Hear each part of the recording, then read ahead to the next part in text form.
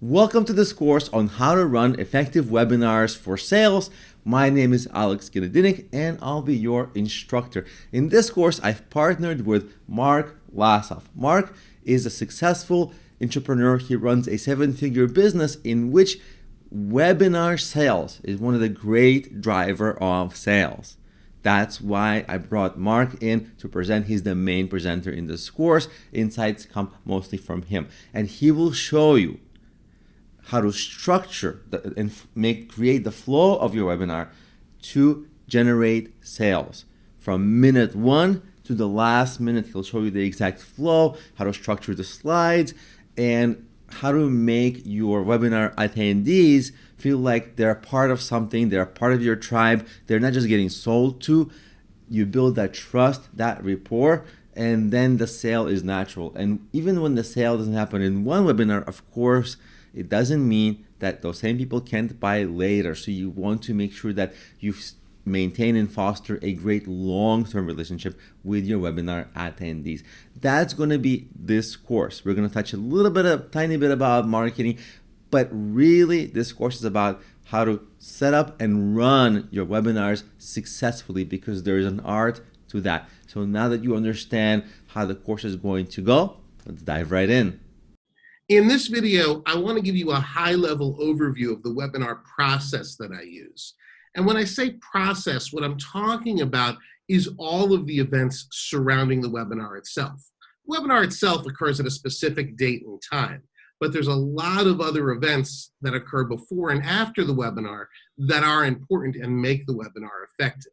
So I'm going to start with the email. And I'd like you not to worry so much about the software that I'm using to do these things. There are many different pieces of software you can use that we talk about in the course.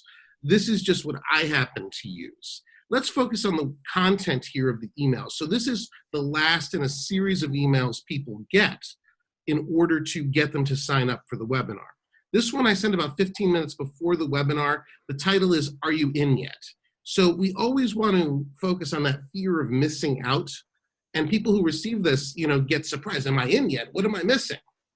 And we call the webinar a training, the quickest route to your first job in development, and you can do it all right from home, which is the title of this webinar, tonight, 8 p.m. New York time. I like to use New York time, one, because I live in that time zone, but also because it's an easy time zone for people to calculate back to. You're not going to want to miss this. And we talk specifically about 3 things that they'll learn or benefits of attending the webinar. And then we have a register now button. I mentioned this is the last in a series of emails that people got. I usually send 3 or 4 emails reminding them of the webinar. Not everybody opens every email. Some people need reminders. So this is a good way to fill the room. From here, they go to a landing page that reinforces what the webinar is about. So if they click through in the email, this is the landing page that they go to. We reinforce that there's only 100 spots available, so we want them to get in now. We reinforce the day and time of the webinar. We also have a countdown clock. Again, we're very specific about the knowledge they'll gain during the webinar. We do want them to be aware of exactly what they're going to learn. And the webinar material reflects this information. So how to compete against more experienced degreed developers in the entry-level job market. Well, I train developers, so this is a specific point in the webinar itself. Each one of these you've got to actually deliver on. We also have a registration bonus, which is a personal roadmap worksheet to take them on their first development job, take them to their first development job, and then the Claim My Spot Now, which gives them the form to fill out, which gives them a spot in the webinar. Pretty straightforward. They'll give their email, first name, and last name. And again, all of these components we go over in detail elsewhere in the course, so don't worry too much about them specifically. What I want you to get out of this is the process and kind of the flow that we're going through. We'll deliver the webinar itself in using standard slides. I'm not going to show them to you right now, but it's slides, about 40 minutes, and then 10 minutes of the offer that I'm making, and then 10 minutes of Q&A, standard webinar format. So that's delivered at the date and time that's been promised. And then we have a follow-up series. The follow-up series is an email series They get this starting immediately after the webinar until some closing period, at which point the closing occurs. Let's take a look at a couple of the emails in here. This is the one they get directly after the webinar. So this webinar reiterates there's a recording, because a lot of people won't be able to stay for the whole time, so they ask about the recording. We always want to get that up front. And also any handouts that I give. And these handouts generally are simple summaries of the webinar itself. Then we talk about the offer that was made at the end of the webinar. And the reason we reiterate this is, again, not everybody stayed for the whole webinar, but some people were probably overwhelmed by the information, so we want to give them time to read about the offer itself. And this is the time I'm going to make an extensive discussion and give all the information about the offer. This countdown clock goes until the offer ends. Usually we give 48 to 72 hours to claim the webinar offer. And then we go over the details of the offer, similar to how I did in the webinar itself. So we talked about, in this particular webinar, the roadmap. We talked about valuable certifications that someone could earn and the benefit of those certifications. Other things that are included in the offer. Keep in mind, my offer is a high dollar offer costing almost $2,000. So your offer may not need all of these things because the price point may be lower. We offer some bonuses, we offer a guarantee, and we offer some type of limitation. And then we have click-throughs to take advantage of the offer, and these click through to sales pages that are fairly standard sales pages. And this is the whole idea. Everything about the webinar is designed to get them to this point in which they can actually buy. And this webinar had two payment options, a $1,200 payment option or 2 payments of $699. But essentially your webinar is driving to figure out who your buyers are and get them to this last page where they can actually buy. And that's the webinar process. It is essentially a miniature funnel, starting with an email list of targets, narrowed down to the people who say they're going to attend, narrowed further to the people who do attend, narrowed further to the people who respond to your offer, get to this page, and buy. So that's a high-level overview of the webinar process. Again, we break down all of these components and other points in the course, but this is a good way to understand the entire flow of a webinar process. Let's talk for a few minutes about the different kinds of webinars that there are. And this is not an exhaustive list, but I want to give you an idea of different types of webinars that people use. Because not every webinar is the basic sales webinar, which might be what you're focused in. A sales webinar, you're trying to make a sale. And there you have a specific offer in the webinar that you're trying to eventually convince people to purchase. Now, no webinar should be all sales. No one wants to watch a webinar and then simply get sold to. But in a sales webinar, you know that your purpose is to sell a product, a membership, or something along those lines within the webinar itself. Other types of webinars that I use, you can have a membership or community webinar. In there, you're trying to basically make your current tribe feel a higher level of affiliation with you and your brand. Those webinars can be teaching, they can be Q&A, but you're not selling anything and you're not permitting the general public. This is for your tribe who has already traveled part of the road with you. So that membership or community webinar can be really important in giving your people some Q&A time, some face-to-face time directly with you. That's similar to a coaching webinar. A coaching webinar is for people in your tribe in which you're trying to move them along in whatever journey it is that you guide them on. So that type of webinar, coaching webinar, could have Q&As. It could have time in which people specifically talk about where they are in your program or what progress they've made. They may be setting specific goals, or they simply may be talking about how they feel about the journey. So we've talked about sales webinars, we've talked about community webinars, we've talked about coaching webinars. Another type of webinar that people frequently use is an open educational webinar. And this is a training webinar in which you're trying to establish yourself as an influencer and expert.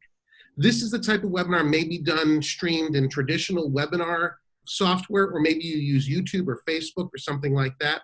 But the idea here is to educate. And by educating, you establish yourself as a go-to expert in your area of expertise. So maybe if you are, for example, showing people how to fish, maybe you have a webinar going through different types of lures. If you are showing people how to cook, you might create a webinar where you have a recipe that you're going through. Now you may question, well, why wouldn't I just do that as a recording and put that as a video? It's the back and forth aspect of the webinar that allows you to interact with the potential audience. So those are 4 types of common webinars that you might use in your sales program. Let's talk about evergreen versus time-constrained webinars and what are the trade-offs of each. First of all, for those not familiar, what's an evergreen piece of content? The word evergreen refers to something that's evergreen, always or at least for a long time relevant, because those you can record once and keep rerunning and rerunning and rerunning. So a lot of people think they can do a webinar that's consistently running and it's pre-recorded and just get people to watch it one at a time, not all at once. You can't do that. You can put a lot of time and value into the production because it's going to be used for a long time by you. And if you do the time-based webinars, you can play on the news and new industry developments. For example, if like Google comes out with some new technology and you're trying to get people into that technology course, then you can do that webinar that month, that week. It will be really relevant, and you can leave it pre-recorded, but it will lose relevance. It will lose that luster that it had when it was really new and really topical. Also, if you do time-sensitive webinars, you can reference any holiday sales, anything like that. So you have more flexibility in that way. Some people, though, they think that they can just run pre-recorded and tell their audience that it's live or make the audience feel that it is a live webinar. And you don't want to do that. You should not pretend that an evergreen pre-recorded webinar is actually live, because people, they'll either be able to tell outright or they'll be suspicious that you're just deceiving them. And then if they think you're lying, you lose them forever. Once you lose trust, that's it. Nobody's going to buy from you ever. So if you want to do a pre-recorded webinar, it's okay, but you have to let people know that up front. But keep in mind, people are there for the interactivity, because if you're not there for the interactivity, then your webinar is as good as any kind of a YouTube video or anything pre-recorded that they can just watch it that way. You lose that benefit of being there for the interactivity, for them getting a chance to interact with you. So live ones have higher conversion. For example, Mark, he does them live and he does them on a new topic every time he does one, so that his audience know they shouldn't miss it. And those live ones where he gets people to interact with him and get engaged and everything, and people feel like they're a part of it, he's able to sell more from those than having pre-recorded evergreen ones. The one time you might consider having a pre-recorded one is if you're just starting out and you're having a hard time populating a live one that's at a certain time.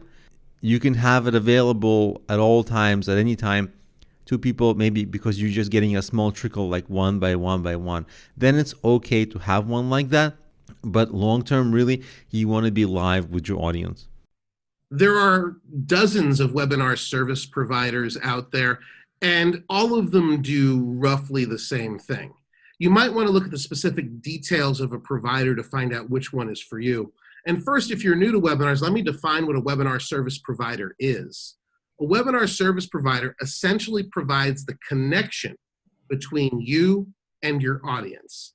Generally, they have a centralized way for your audience to sign up for the webinar and then to view the webinar.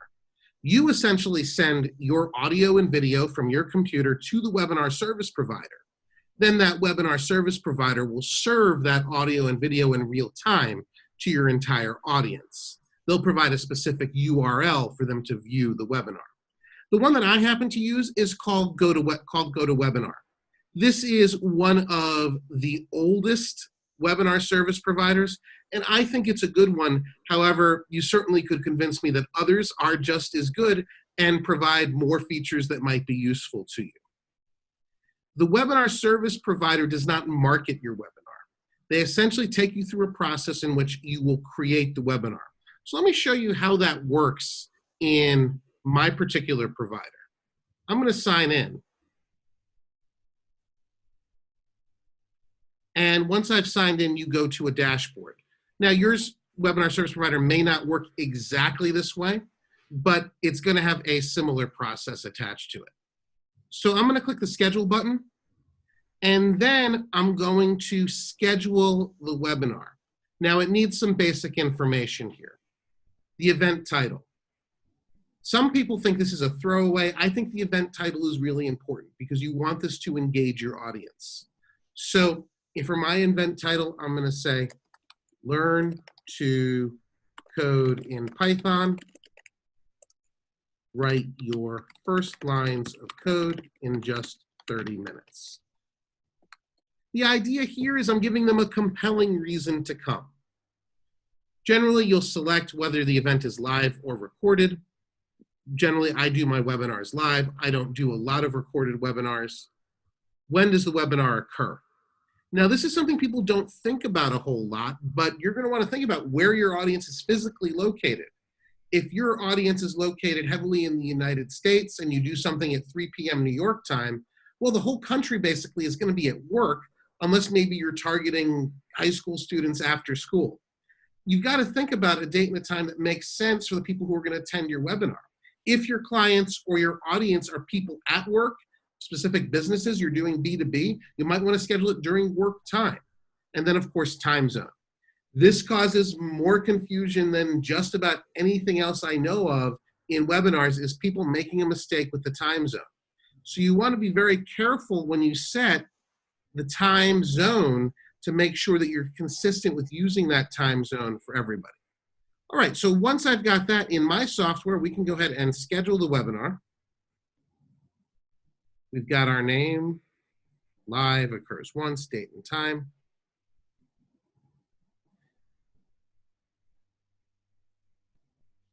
And now we can schedule the webinar. And now the webinar is scheduled, and I can add to the description, etc. But when it comes time for the webinar to occur, I'm simply going to click the start button. And then the webinar provider is going to take over and provide the software that actually runs the webinar. Hopefully I'll be able to show you that in just a quick second here. So this is the GoToWebinar control panel. And this essentially is how I control the webinar using my webinar system or software. And generally all of them have something similar. Here I can see exactly what the users are seeing. I have some information about who's attending. The audio controls, you can see there that it's detecting my built-in microphone, whether or not I'm using my webcam, and then questions or polls I may have set up for the webinar itself. So that in a nutshell is what your webinar service provider does. And again, GoToWebinar is the one I use. I'm not recommending or endorsing it. You will need to select from a number of them. Another popular one is called Big Marker.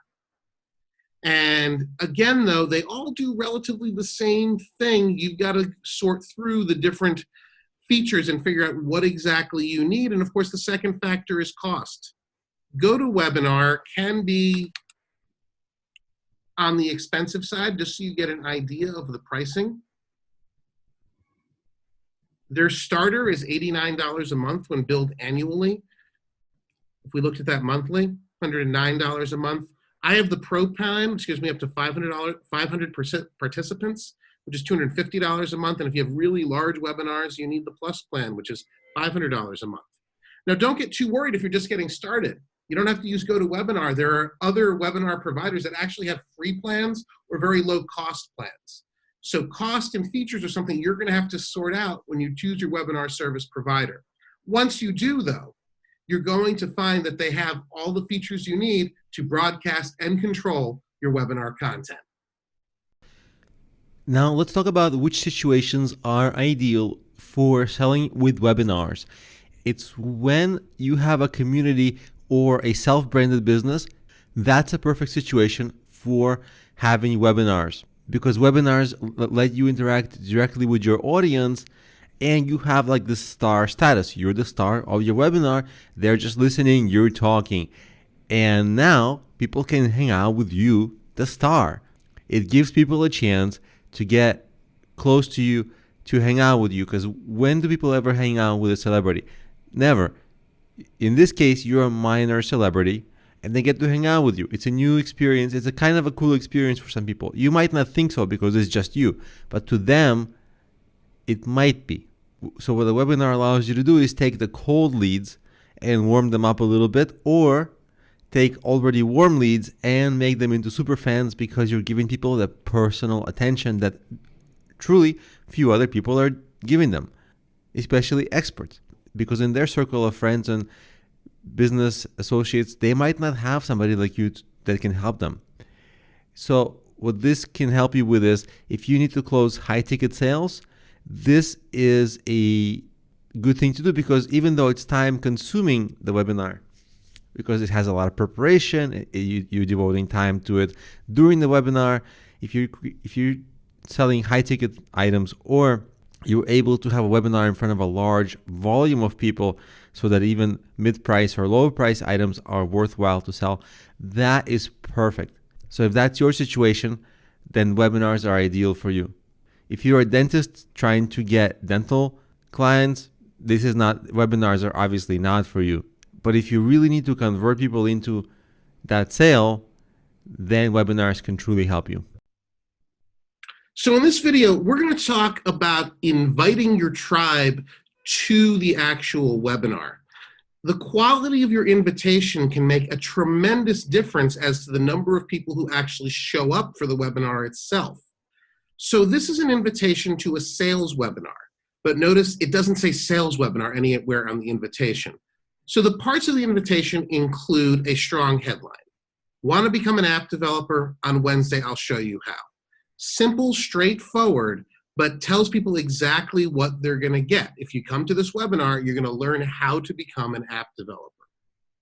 When I do an invitation, the next line is exactly when the webinar is going to take place, beginning time, ending time, and the time zone. I do think it's important to have a beginning and an ending time. We don't want people to think this is an endless commitment of their time, so we want to show exactly when it begins and when it ends. We then have some questions that are designed to show people whether or not the webinar is for them. I'm not inviting my entire audience to this webinar. I only want people who are interested in this specific topic, because the product that I'm going to sell at the end of this webinar is specifically for that part of my audience. So have you ever wondered what it takes to build an entire app? Have you had difficulty deciding which languages or stacks you need to study? Perhaps you want to get a feel for the app building process. So my audience includes people who are interested in learning to program apps, people who are interested in digital design, and other technical topics. So I'm purposefully here sorting out people, for example, who might be interested in digital design and Photoshop and that type of thing. I only want the people to show up who are interested in coding apps. So then we solve the problem, essentially, that we presented in the questions in this dynamic 1-hour webinar. Mark will review the process of building a full mobile app using JavaScript, HTML5, and CSS. We give some details. In this particular webinar, we built the Chicago Transit application, which essentially is an app that shows when trains are arriving in the Chicago L, and then exactly what they're going to get, how they're going to benefit. You'll leave with a better understanding of how the app development process works and what skills you need to build to create apps on your own. Limited seats are available. Again, giving some limits and some pressure on people to show up or to register now for the webinar. Limited seats are available. We want them to think that there's actual pressure on them to register, and if they don't register now, they're not going to have another opportunity. This is not necessarily the case. The webinar would probably allow them to, well, we'd want to allow them to register at any time. What we don't want to do is let them think, oh, I can forget about this now, I'll register later. Because chances are if they want to register later, they're going to completely forget. From here, they'll go to a form to register. So this is the first email. They may get one or two that are essentially the same. I might change the verbiage a little bit and shorten it, but again, drawing them to that registration button nice and big. The second most important registration email is the one that comes immediately before the webinar starts. And this is, we just start in 25 minutes, we start in 30 minutes. This is an invitation to a different type of webinar, but the idea is the same. We want to meet, we want you to be there, we're getting started in just a few minutes. The getting started in just a few minutes invitation should go out 32 minutes to an hour before the webinar and give people that last opportunity to get in. The reason for that second invitation is frequently people will last minute discover, oh, I have time to show up. That email will be a reminder that the webinar is going on. All right, so to review your email process, you want to have a strong headline in your email. You want to tell them exactly who the webinar is for and who it's not for. You want to express exactly when the webinar is taking place, a beginning and ending time that you'll respect when you deliver the webinar, and then a description and some way to limit the actual number of seats available or time to register or something like that to put some pressure on them to register for the webinar now. All right, so that's your initial webinar invitation and how you get your tribe to show up for the webinar itself. Let's talk visuals. While your tribe is attending the webinar, we want them to be looking at something, and most people use a tool like PowerPoint or Google presentations, something to make essentially a slide deck that reinforces and underlines your content. My approach to this is a little bit different than most people, because I really believe that you should not have a lot of text on the slides that you're showing people. You want to use visuals that underline the points that you're trying to make. So what I want to do is talk about a few of the different types of slides that I use and why I use them.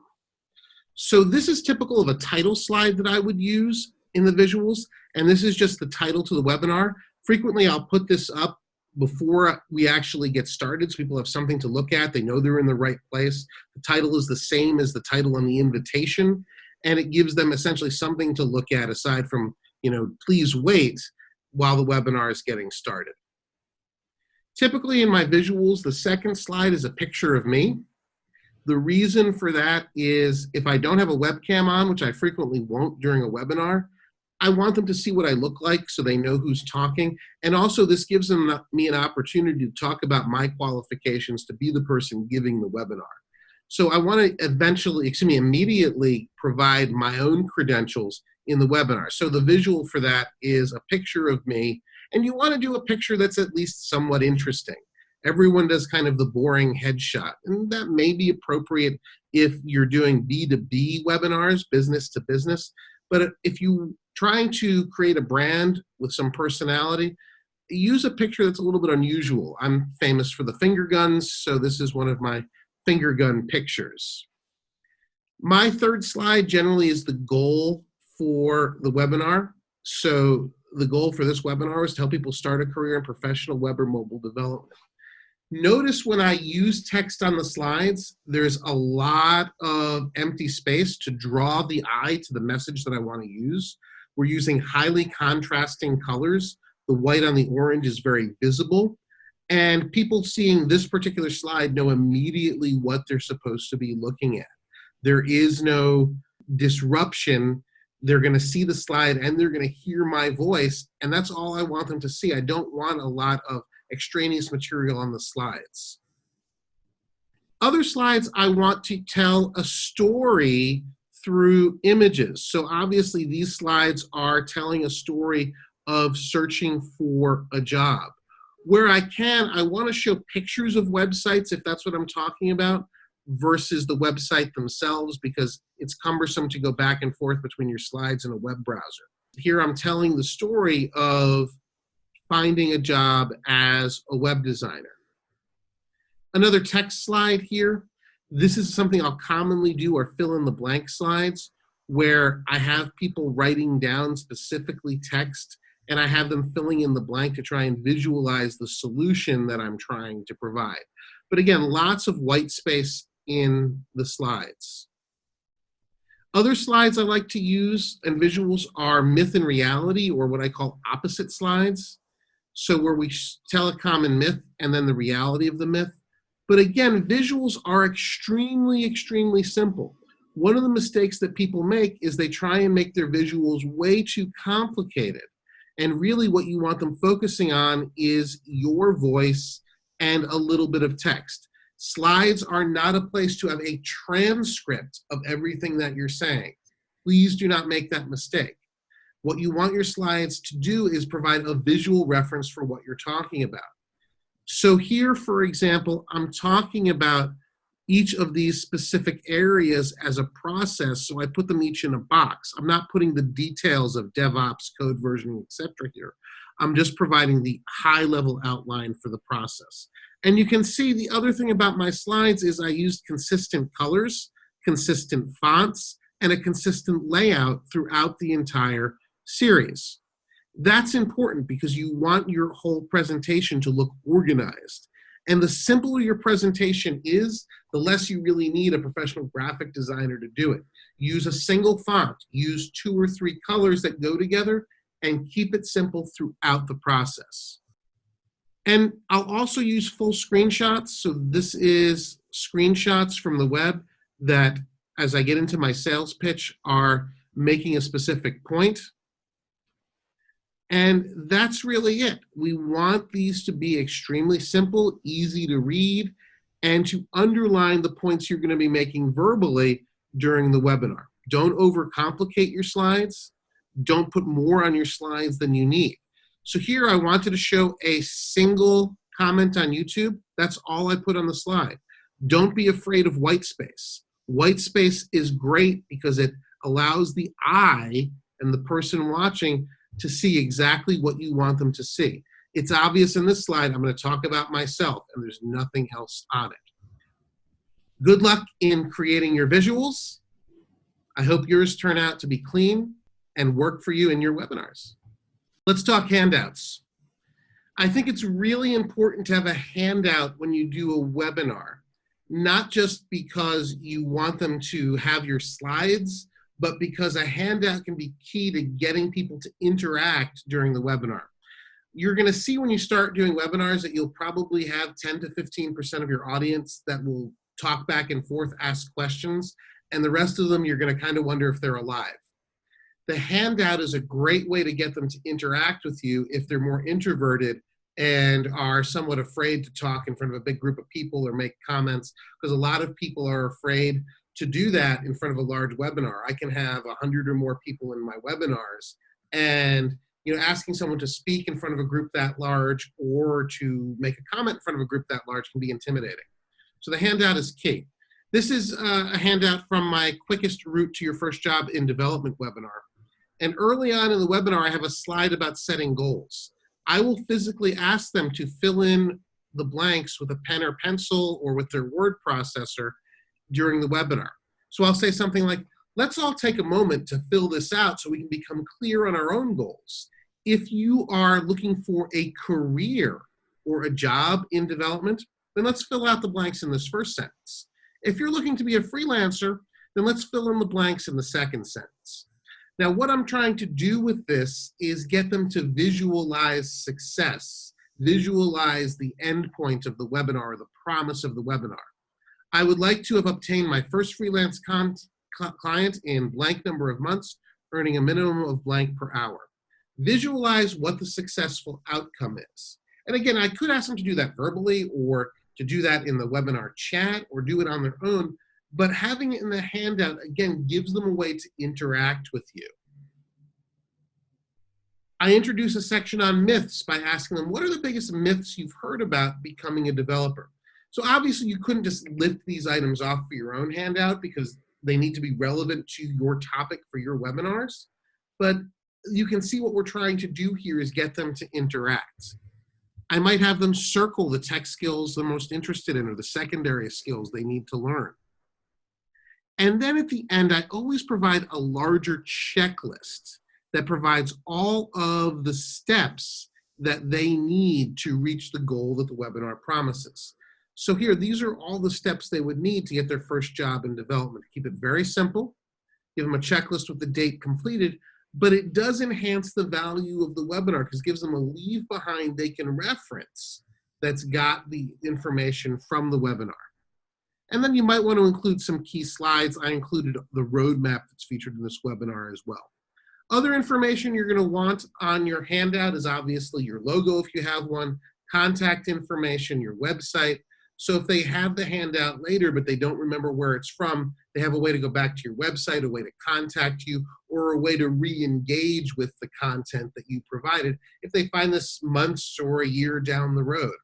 So make sure you always have a handout for your webinar. Make sure it causes your webinar attendee to interact with you, actually refer to the handout during the webinar itself, and you can have them download the handout first during the webinar or send it out via email as you're preparing to get them into the webinar, maybe with your email that reminds them the webinar starts in just a few minutes.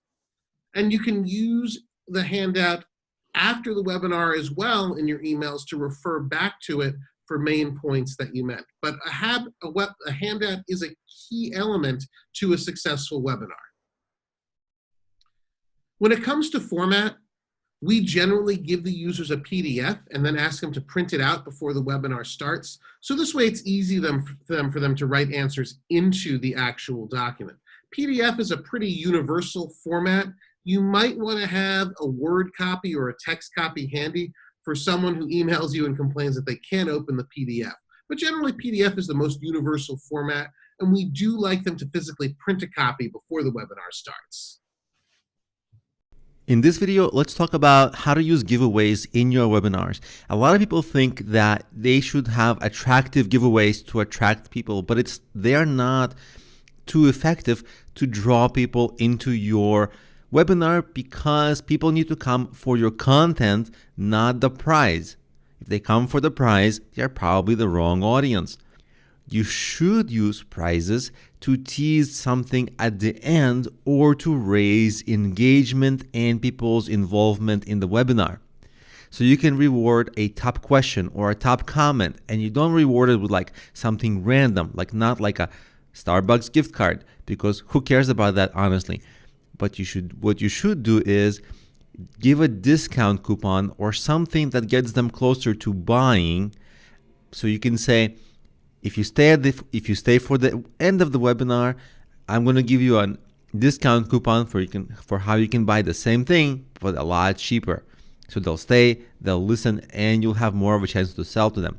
Or you can say something like, if you share our webinar or my business on social media by using our hashtag, I'll choose one winner, for an extra discount for somebody who uses the hashtag. And guess what? That gives you extra marketing. And in any case, whoever is hashtagging, whoever is staying towards the end, you can mention them by name, you can engage them. That will make them feel more special, more involved, and they'll be more likely to buy. So that's really how to use prizes and giveaways to encourage engagement and for them to stay longer. In this video, I want to introduce to you a potentially very helpful supplemental set of resources for this course. It's a series of mobile apps that I made. They cover 4 main parts of starting a business, the greatest challenges that entrepreneurs face usually, and this is getting business ideas, business planning, marketing and promoting your business, and then raising money, which a lot of entrepreneurs ask about. And these are all free apps. They don't require email or anything like that. You can make accounts there, but it's not required, and you can use the apps without it. So it's free to use. You're welcome to download it, and I'll have the link to this page on my website in the resources section of this video, so you can come to this page and grab the apps if you'd like. It's optional, it's not necessary, but these are extra supplemental tools that you can use. And these apps help you in a couple of ways. They give you extra tutorials. So whatever you might be working on, let's say you're not very strong at marketing, or you need to raise money, or you want business planning or business ideas, these will help you. So you can actually grab all 4. It's available for free on iOS and Google Play on Android. And again, I'll have the link to this page in the resources section of this video, or you can just go to my website, problemio.com, and you can click on the apps. See, if I go home, it's basically, this is my website, and I basically click on the apps link in the navigation, and I get taken to this page.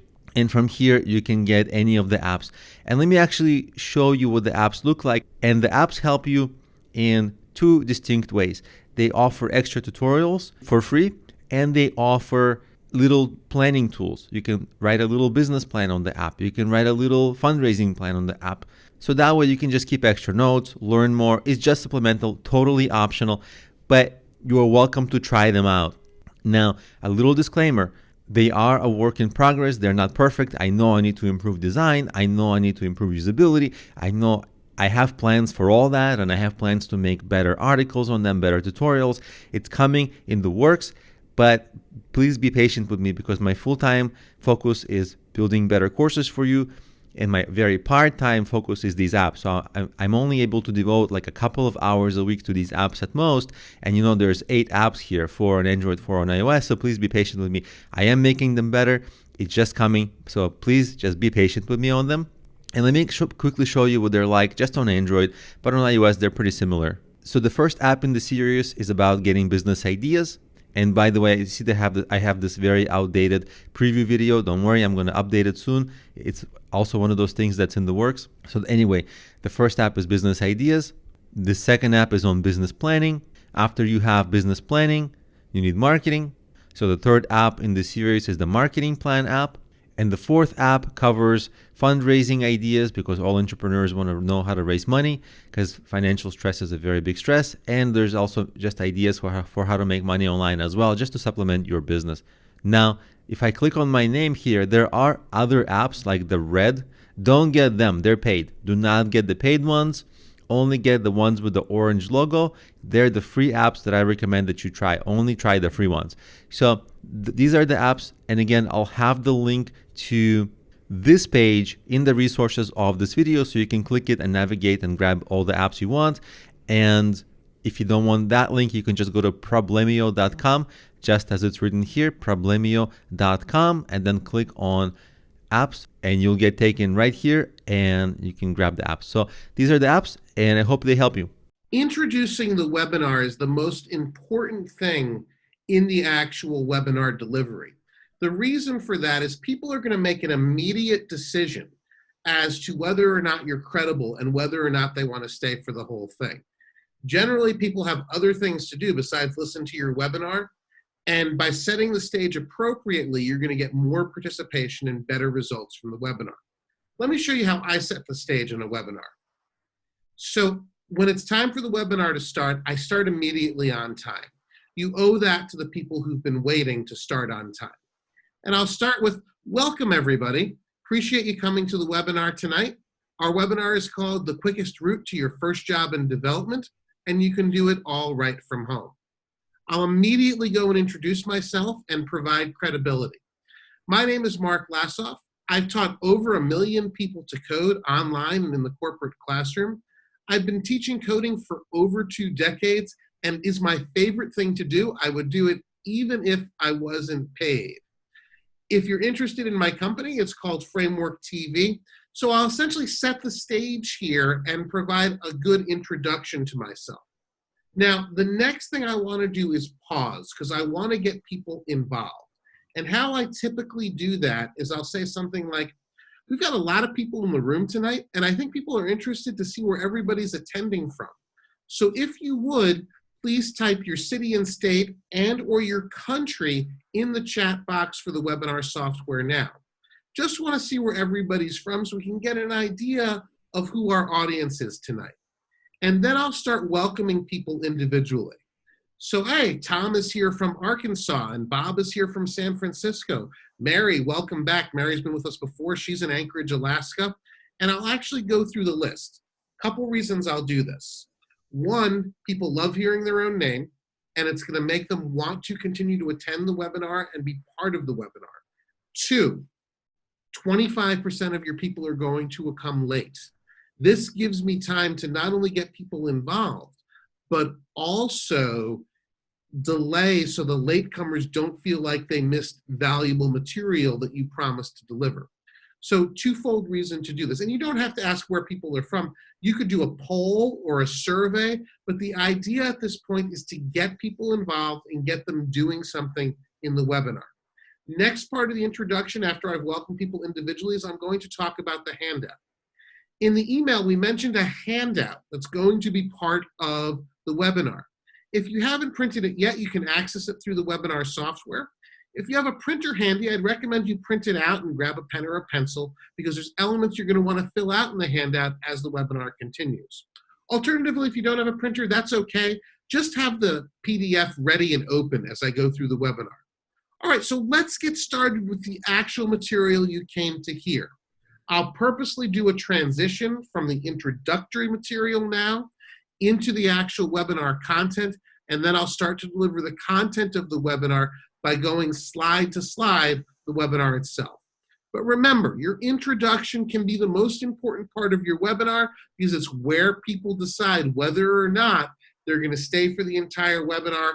It's where you're going to give yourself credibility as an authority on the subject of the webinar, and it's where you're going to get people to start interacting with the webinar for the first time by either asking where they're from, having them do a survey, or some type of question that you're going to get them to answer to get them involved in the webinar itself. That provides time for latecomers to arrive and also makes people feel more affiliation with the webinar itself. You'll then transition into your actual topic and content by announcing that's exactly what you're doing. I'm now going to start going over the content that you came for in the webinar itself, and I'll start going through the slides. Hope your introduction is a strong one. In this video, let's talk about how to deal with problem attendees. And there's going to be a few types of problems attendees that we're going to cover, and a few different strategies. Well, the first type is the, as Mark calls it, stump the chump, meaning people who bring up really complex topics, or people who try to prove you wrong just to kind of challenge your credibility on the subject, or show themselves as, oh, look at me, I know so much. They're not helpful to your presentation. You can compliment them on their knowledge, because you don't want that person to be disruptive of everybody's experience. You want to keep the webinar flowing seamlessly, but at the same time, if they keep asking, if they keep challenging you again and again, then what you can do is, after you've answered their question politely once or twice, you can say, okay, well, this is maybe outside the scope of the webinar. I'm happy to discuss your question after the webinar. And they're not even going to want to discuss it after the webinar, because all they wanted to do is really just show to the rest of the attendees how great they are or how smart they are. The other kind of attendee that's a problem is the rude attendees. Those guys, you simply have to remove them or ban them.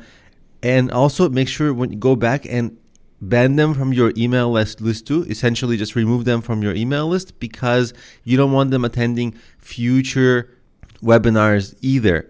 And every webinar software has an option to ban or block people. Another kind of problem attendee is actually a competitor who posts links to their product or business. Those people, if they don't do it too much, you can leave them alone. If they start doing what they're doing too much, then you just basically remove them from the webinar as well. Then there are people who have technical issues. Now, this is sensitive, because sometimes a technical issue can be something that a lot of people are experiencing but don't say. So you have to determine what kind of issue they have. Some audio video issues might be something to do with your internet connection, or maybe some setting on your software. And many people can experience this, and actually attending to the people who have technical issues actually will often fix problems that a lot of people have and will improve your overall webinar success. But you really want to get past those audio video issues quickly. If there are some people who have technical problems that are just specific to them, like they cannot figure out how to get their microphone to work or how to get their audio to work on their computer, you cannot spend too long helping them, because remember, that's one person, but there are like 99 people waiting. So your main goal whenever encountering unique situations with attendees, don't make the webinar about the problems. Deal with the problems quickly and move on, because your main goal is to get through the webinar as flawlessly and as seamlessly as possible, because the better the flow of the webinar, the more value the attendees are going to get. And the more value they're going to get, the more they're going to listen to your pitch, the more they're going to want more that you sell after the webinar. So all the problem issues must be handled in a way that doesn't break the flow and quality for the bulk of the attendees. That should be your main focus when dealing with any kind of issues. Now, let's talk about how long your webinar should be. And there isn't a perfect time for every type of webinar, but the rule of thumb that is the most accurate is long enough to cover everything. That means you're welcoming people, your main teaching in the webinar, which is where you provide the value, the Q&A section portion, and your sales pitch. So you should have time for all that, and it might be 15 or 30 minutes or 45 or 60 minutes. Just pre-plan it so that you give value. Don't speed up or slow down unnaturally or unnecessarily, but make sure you keep things moving along and briskly, and all parts of the webinar are interesting. If some parts of the webinar are not interesting, you're going to have a high drop-off rate. So if you try to go too long because you're trying to aim, I should have every webinar 60 minutes, that's not ideal. The ideal thing is pack the webinar with great information that is really needed, that you can present briskly and in an interesting way. Make sure that you fulfill the promise of the webinar the way you promoted it. Whatever you promised in your promotions, in the time that you said the webinar, make sure you fulfill that promise so that people do get what they come there to do, not just listen to your sales pitch. So as long as you have value throughout, the time hardly matters. Mark's webinars, they are 60 minutes long. That's a relatively standard length. If you're a beginner, I'd aim for maybe 30 or 45 minutes, because it is not easy to keep the audience engaged for a whole hour. So I'd probably aim for maybe 30 or 45 minutes in your first sessions, just so you can get used to it and not have to fill a whole hour with very entertaining material. Many of the webinar platforms allow you to create polls for your audience. I think polls are a great way to encourage interactivity. Now, when you create a poll, you want to make sure that everyone votes at the same time and that everyone gets the results. It also gives you some way to show your expertise when you can comment on the results of the poll. Generally, you want your polls to be multiple choice, and you obviously want them to be relevant to the topic that you're delivering. Also, polls can be a great way to stratify your audience and get more information about the people who are attending. Here's an example. One of the poll questions we frequently ask is, do you expect to get training to become a professional developer, A, within the next 90 days, B, more than 3 months from now, C, more than 6 months from now, and maybe D is never. The idea here is we can then take that information and use that to figure out who our hottest prospects are and hottest leads are and follow up. All of the webinar software that allows you to create polls will also allow you to record the answers and use that for your own marketing intelligence and follow-up. So create polls that both encourage people to participate, but also provide you with information and insight into the audience that's attending your webinar. There's two schools of thought when it comes to answering webinar questions. I don't think anyone would argue the importance of answering your audience's questions.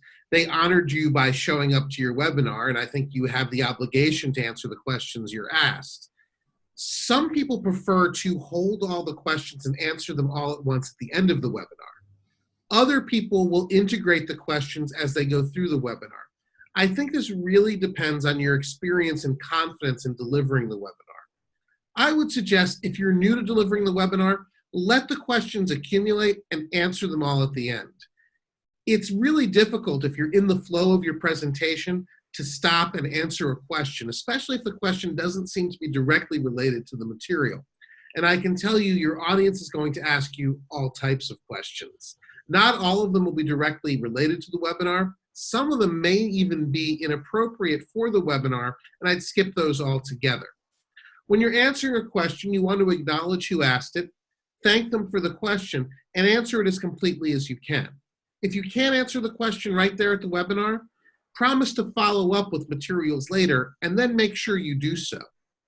Questions really are providing you with a lot of good marketing intelligence, too, for the webinar, because they're telling you, what aren't you covering that's still leaving questions for people? And two, what do people really want to know more about? That may give you clues for your next webinar topic or topics that you're going to produce. But whatever you do, make sure that when you answer a question, that you're giving the correct and most current information that you can. Sometimes people will even ask questions just to test you and see how knowledgeable you are about the topic that you're presenting. By the way, if you give information that's incorrect and you find out later, admit it and go ahead and follow up with the people who went to the webinar and provide the correct information. But do view questions as a real opportunity to get your audience, to get to know your audience better, and to provide more information in the webinar itself that people are curious about. Answer every question? Good luck. I want to make a point here about conversion. I think it's really important to keep your eyes on the prize when you're doing webinars. You want to make sure that the webinar has some measurable outcome that you're trying to get to. For example, if it's a community webinar, your conversion point might be, okay, did they sign into the web community within 24 hours after the webinar? If it's a sales webinar, your conversion point is obvious. Did they buy? But there are other types of webinars, and you need to always have some type of conversion goal in mind, because otherwise you can't measure the success or failure or degree of success of your webinar. So I think it's really important when you're starting out in the webinar process to figure out, what is our conversion point? And that's not always going to be a sale. For example, if you're doing a large training webinar to establish yourself as an authority, maybe signing up for your email list in order to get the handout is a conversion point. But figure out what that conversion point is, and then track your conversion rate from webinar to webinar. This is the only way you know whether or not you're improving. If you, for example, in your first webinar, make 1 sale, in your next webinar, sale 2, and then 3, you know you're improving from webinar to webinar. However, if you're not tracking any type of conversion rate and you're doing educational webinars, and you're not sure how many people are signing up or what percentage are signing up, you don't know whether or not you're growing. It's always important to have a goal with your webinars, even if your ultimate goal of the webinar itself is not a sale. Think about conversion when planning your webinar. If you're doing a sales webinar, the most important part of your webinar is what I call the ask. That's what I'm going to be talking about now.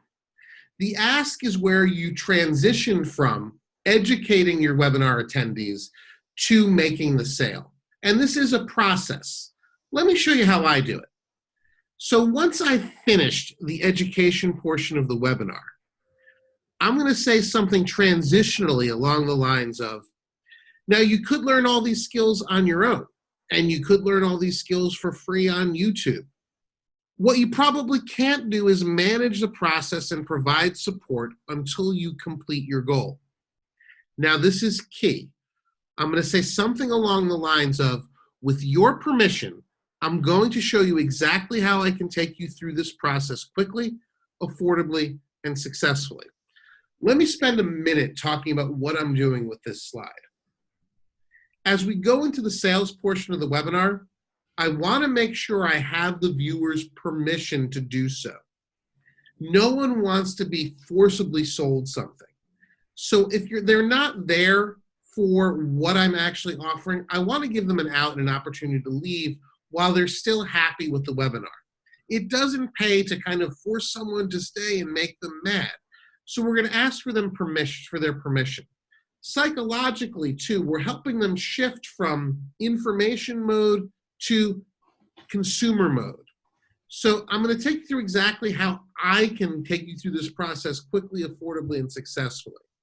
And I also want to give people permission to leave now if they're not interested in what I have to offer. If you're not interested, you have my permission to leave the webinar now with my thanks. I want to make sure that everyone feels appreciated just for attending the webinar. It's not important for them to buy. We want them to know that I'm thankful just that they came. Because if they're not going to buy at this webinar, we certainly want to make sure that they have a good attitude about my company, my brand, and me, so they can consider whatever's offered in the future. And then I'm going to go into the sales pitch. So the product that I was offering is called Platinum 2020. I'm going to describe it fully. And generally, I'll show the benefits of it. So in this case, we show the roadmap that the program takes you through. I show what it's like to get started. I show the certifications that they can earn and explain the benefit of those.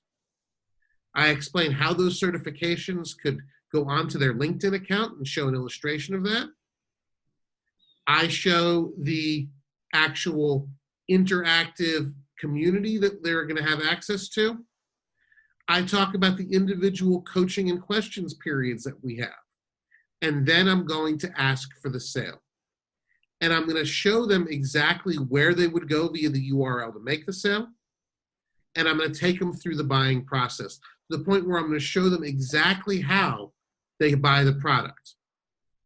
At this point, you're probably going to get a lot of questions, which are essentially people asking you to resolve the doubts they have about the purchase. Address the questions. And what I like to do is keep some type of reasonable limit on the offer.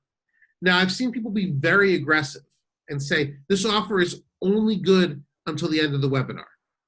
I don't feel like that's the best method, but I do like to create some type of limitation. For example, this is only good for the next 48 hours. With the offer, you want to make some type of incentive, either discount or closing of the product offering that you're making in order to get them to buy. So again, the process starts with a transition. It continues while you get permission, excuse those who aren't interested, and then go into your sales pitch. On another note, you want to make sure your sales pitch is smooth and well practiced. You don't want to be hesitant or questioning. You want to deliver your sales pitch with confidence, because by the time they get to this URL at the end where they can buy, you want them to be very, very excited about the product you're offering and imagining themselves as successful with the product that you offer. Good luck with your ask. A real common question I get is, how often should you actually do a webinar? And my answer may be surprising to you. I don't think the actual frequency matters as much as being consistent with whatever frequency you choose. So if you say you're going to do a webinar each week, delivering it every week is the important thing. If you're going to do it each month, then delivering it each month consistently is the important thing. You're going to create an expectation within your audience of how often this webinar experience is going to occur. So you want to make sure you're doing it on the frequency that you promise. Beyond that, you also want to make sure that each webinar is fresh. So what I do is I actually have a rotation or a calendar throughout the year of webinar topics that we cover, and then we come back and we'll cover it again the next year. So I do about one webinar every 2 weeks, and we deliver on that, and we have the topics planned pretty early on in the year. And each webinar essentially has a lifespan of those 2 weeks. We're promoting it the week before, and then the week after we're doing post-promotion after delivery. But that cadence is really, really important. We know that every 2 weeks we're going to deliver a live webinar. We have a topic calendar so people know what to expect, and we're fulfilling those expectations. It becomes part of your brand promise. So initially, I would suggest trying to do a webinar about once a month. That's a good frequency where your audience isn't going to forget about you. You're going to have sufficient time to promote beforehand and then follow up afterwards and plan really good topics. I think when people get too aggressive about webinars initially, what happens is they have to water their webinars down. Now, the other option is evergreen webinars, With Evergreen webinars, you can have them up and drive new people to it constantly.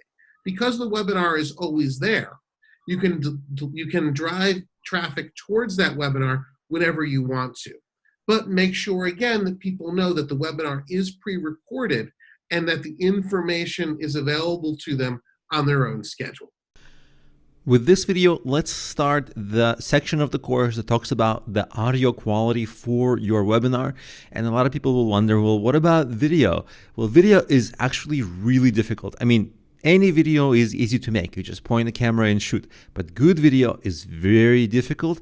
And luckily for webinars, it's not completely necessary. If you want to do good video, you have to have a camera that's right, lighting on you, getting rid of shadows behind you, have to dress well professionally, you have to have your body language right, and many other things in your environment have to be perfected. If you don't do video, you don't have to focus on any of that. And trust me, I've been doing a video for a very long time. It's actually really hard to get it perfectly right. And what the benefit of doing audio is you only have to focus on few things, that your audio and your presentation quality, because people there in your webinar, they're not there to like see you. They're there for the value of what your webinar promises. So of course there's a trade-off. You're making less of a connection. If you were on video, you'd maybe establish more of a connection with people, but you lose a lot of quality when you try to do too much in the video. If you have to appear in the video and present and everything, for most people, the webinar actually becomes a lot worse, not better, because a lot of quality suffers. And when your video looks unprofessional and at the same time you're trying to sell some high-ticket products or services, right away you actually hurt your sales conversion. So it's better that you only do audio, especially in the beginning before you perfect it. So in the next few videos, we're going to talk about how to get your audio quality to be perfectly crisp, sound good, and clear. Because if people cannot hear, or the audio is not good, or there's background noise, or there's echo, or any other issues that are typically some things that plague audio, then people are not going to be able to hear well. And guess what? If they can't hear, they cannot get any value from the presentation. So audio is actually the most important thing. And so that's why we're going to focus on the audio in the next few videos. In this video, I'm going to give you an overview of different microphones, from shotgun mics to lapel mics to other mics. And then I'm going to go over, there's this condenser mics and dynamic mics, and I'll explain all the difference between them. And I'm not going to geek out too much. This is going to be a beginner tutorial, but after this tutorial, you will understand exactly the type of mic you need for your situation so that you're not going to be confused. You're not going to waste money buying wrong equipment. First of all, let's cover the shotgun mic. It's a very common type of mic. It's, as you can see, on Amazon. And by the way, when I promote stuff on Amazon, I'm not an affiliate of Amazon. I'm just showing you potential products you can get. So shotgun mic is something I searched first. It's popular. And you can see from almost all the pictures, it's a type of mic that you would attach to your recording device. You can also have a stand like this. You see, you can also have it on a stand, and the stand can be closer to you than the device from which you're recording in case the device is far. And if you have a stand that's closer, it's going to give you a little bit better audio quality. This kind of a mic is good if you are recording from a DSLR or a camcorder, or if you have a stand like this, and in case you're filming a scene, more than one person, an interview, something like a setting, that's a good mic. The other kind of a mic I want to show you is a lapel mic, totally different. And it's something that attaches to you. You see, it's exactly like this. You basically attach it to your clothing. And this particular microphone is quite intrusive because, it's like black microphone and a white shirt, but there's ways to hide it. And often you can film what people don't even know, or they have to look very hard for you to find that you have a lapel mic. This is good because it's not bulky equipment. It's easy. They're usually much cheaper.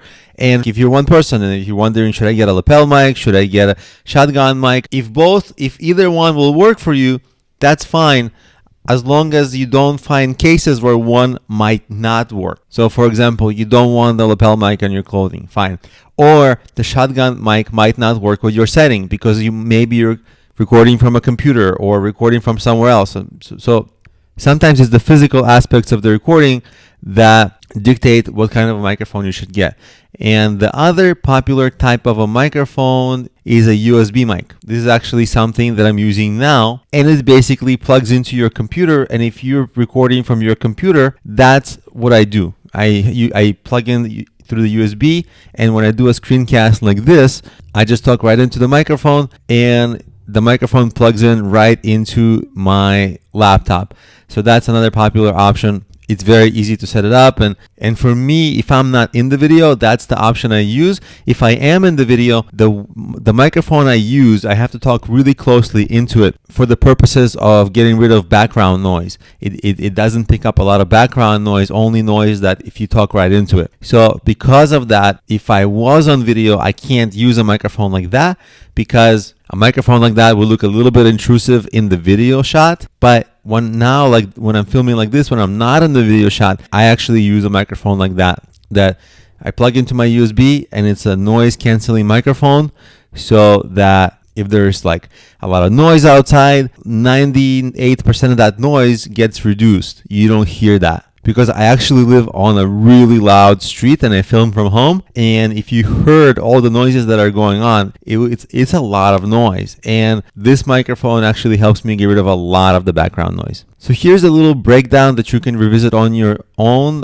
if you need a refresher in the microphones. But I want to give you a background on this condenser versus dynamic microphones. When I was learning about microphones, this really confused me, because this is a little bit techie, and when people explain it, they get all up into how does this exactly work from the inside, and we don't care. We just care what benefits there are when you should use it. So a dynamic mic, they usually have a simpler design, which means they're sturdier, and they're good for a live situation. If you might think you might be bumped, or if you're outside, or if you're going to drop the microphone or something like that, this is a good option. Also, if you're doing something like podcasting or broadcasting, it gives you noise reduction. So that's the cases that's good for dynamic mics. And condenser mics, they're more complex.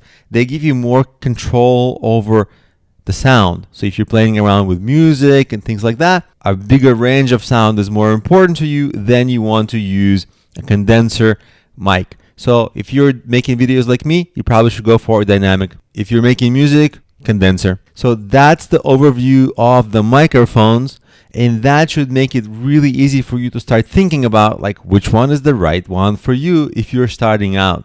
In this video, I'm going to give you an overview of different types of microphones you can use for your recordings, ranging from shotgun mics to lapel mics to other mics, condenser mics, dynamic mics, all these technical things that are really confusing, especially if you're just getting into this. And by the end of this video, you should know which microphone is right for your situation. So we'll start with a shotgun mic. A shotgun mic is something that attaches to your filming device, like a DSLR or camcorder, and is placed a little bit of a distance from you, maybe 10 feet, 6 feet away. It's outside the scene.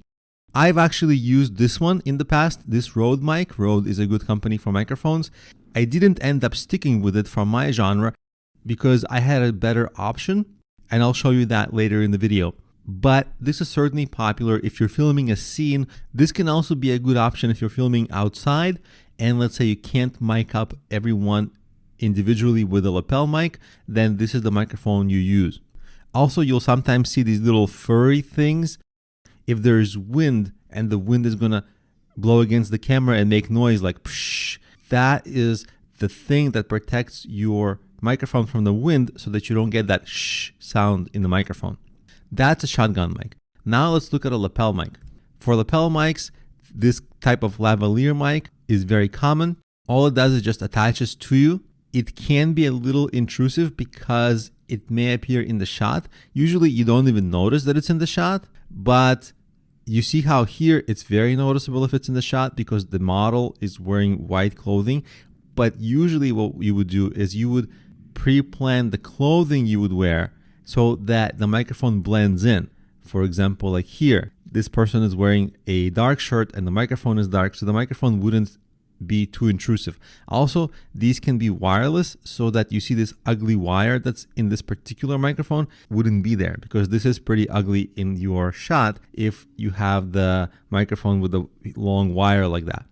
This is great if you are doing some kind of interview, or if you can't have a different kind of bigger mic in the shot and doesn't become a distraction. So for online instructors, a lot of online instructors use this. For YouTube, for Udemy, I don't use this particular one just because I found an option that works better for me, but it's certainly a popular option among instructors.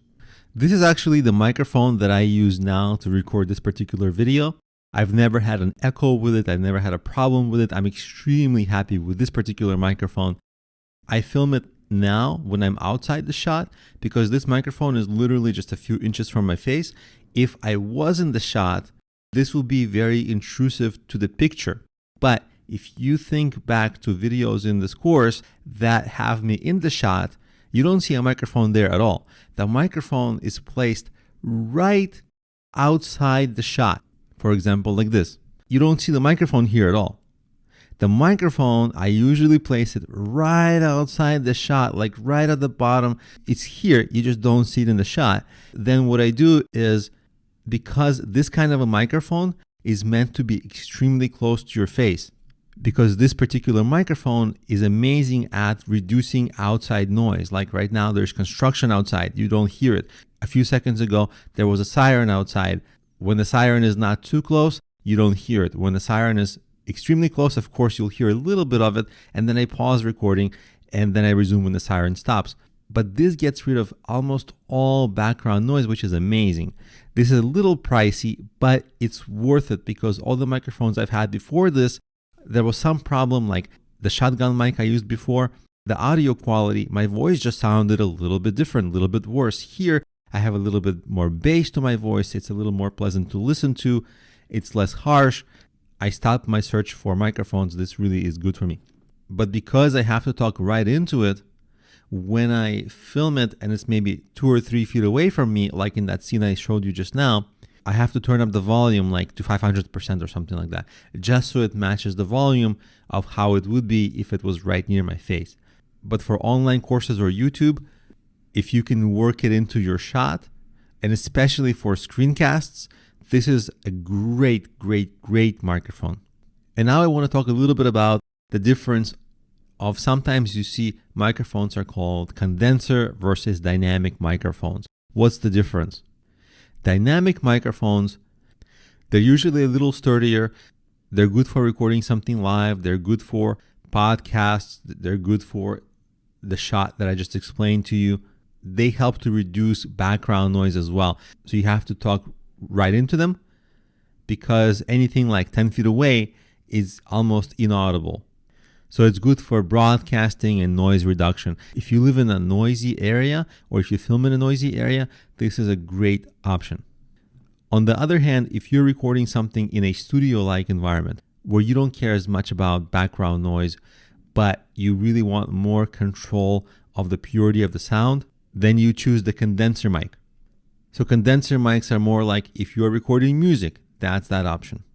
So if you're making educational style videos or going live or doing action shots, you want to go with the dynamic mic. And if you're doing something like music, then you want to go with a condenser mic. And of course, now also you should have a better understanding of, do you need a lapel mic, shotgun mic, the mic that I showed you that I use, and which one would fit best for your style of videos.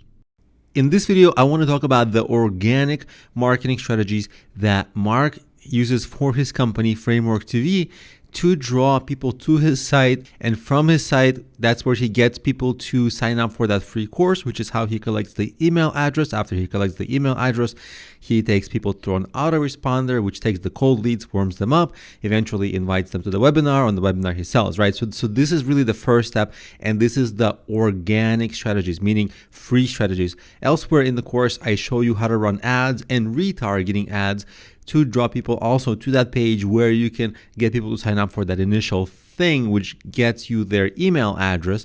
But here in this video, we're going to go over the most effective marketing strategies, organic. Okay, so YouTube is the most effective strategy for Mark. Is YouTube most effective for everyone? Obviously not.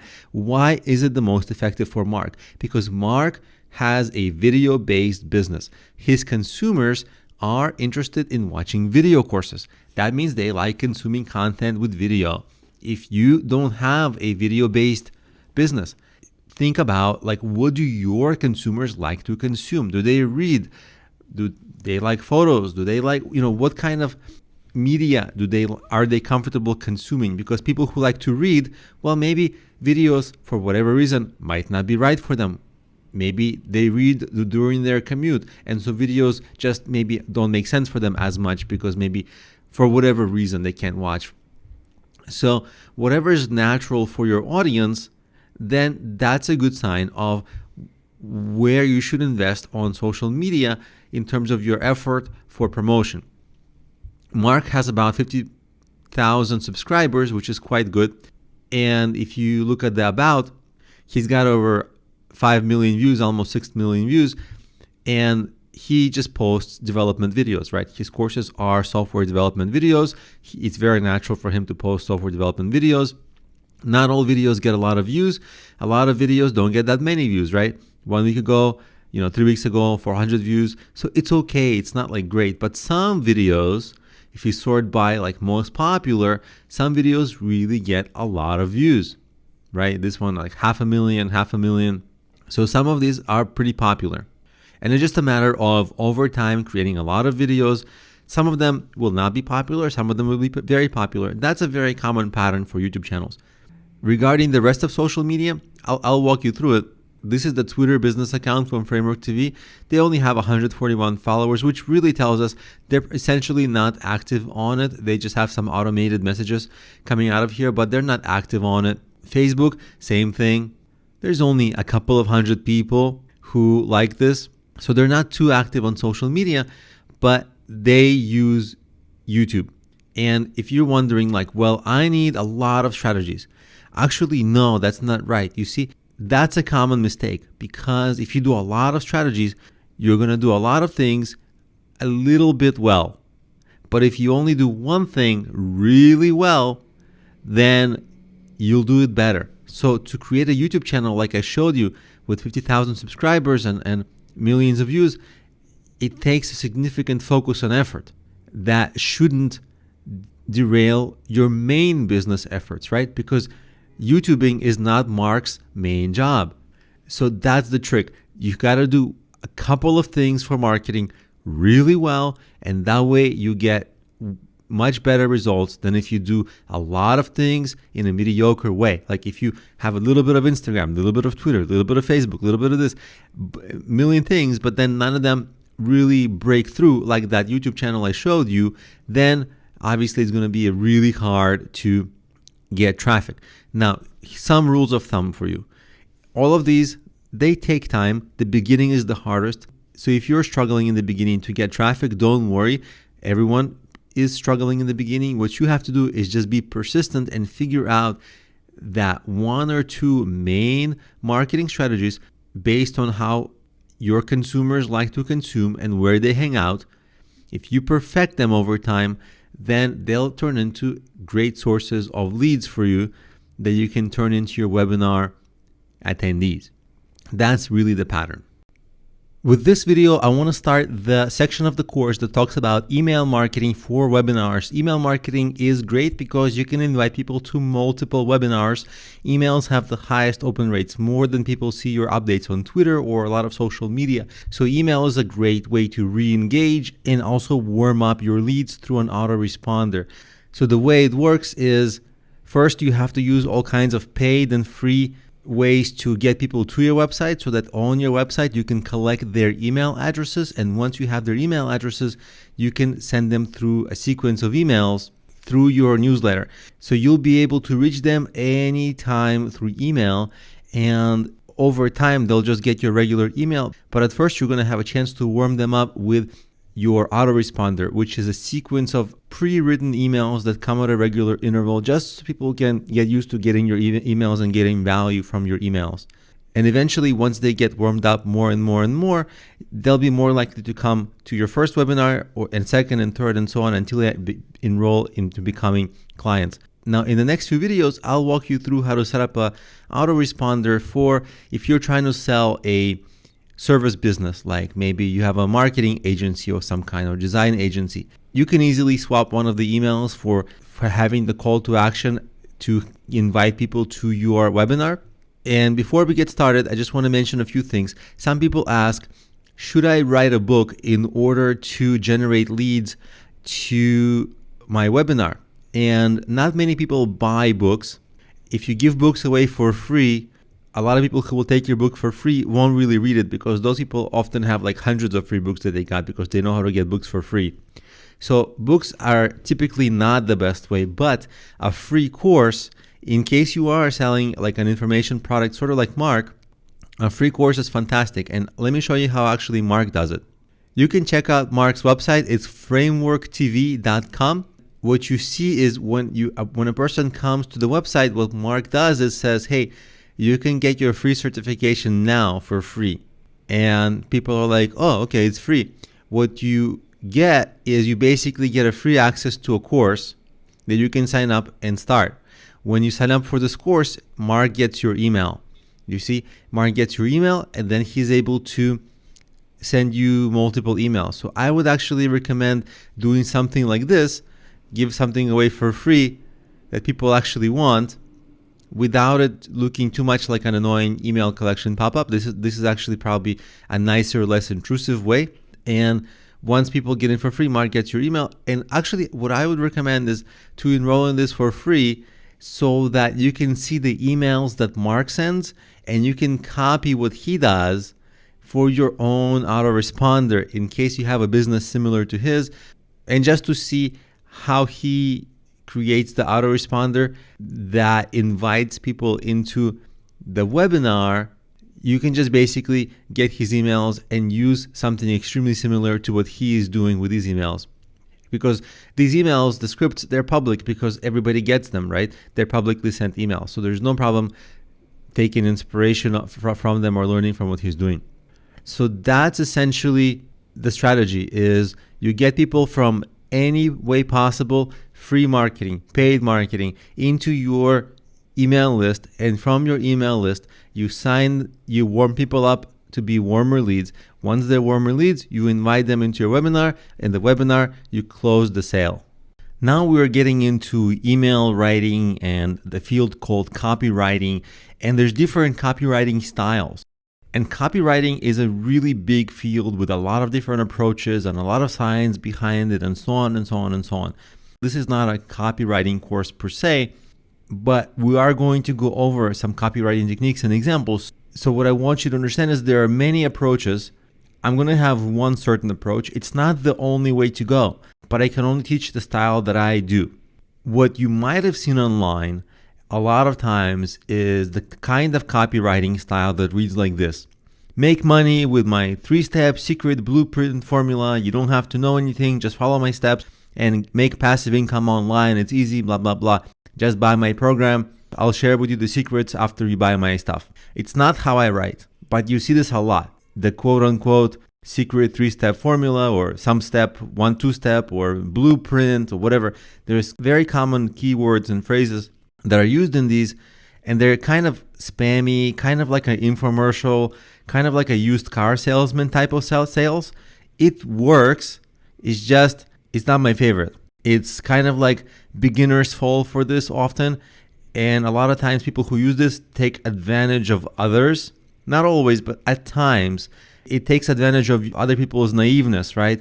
If you say, I'm going to teach you my secret 3-step formula and blueprint, the people who don't know better, they fall for it. Experienced people don't really fall for it usually.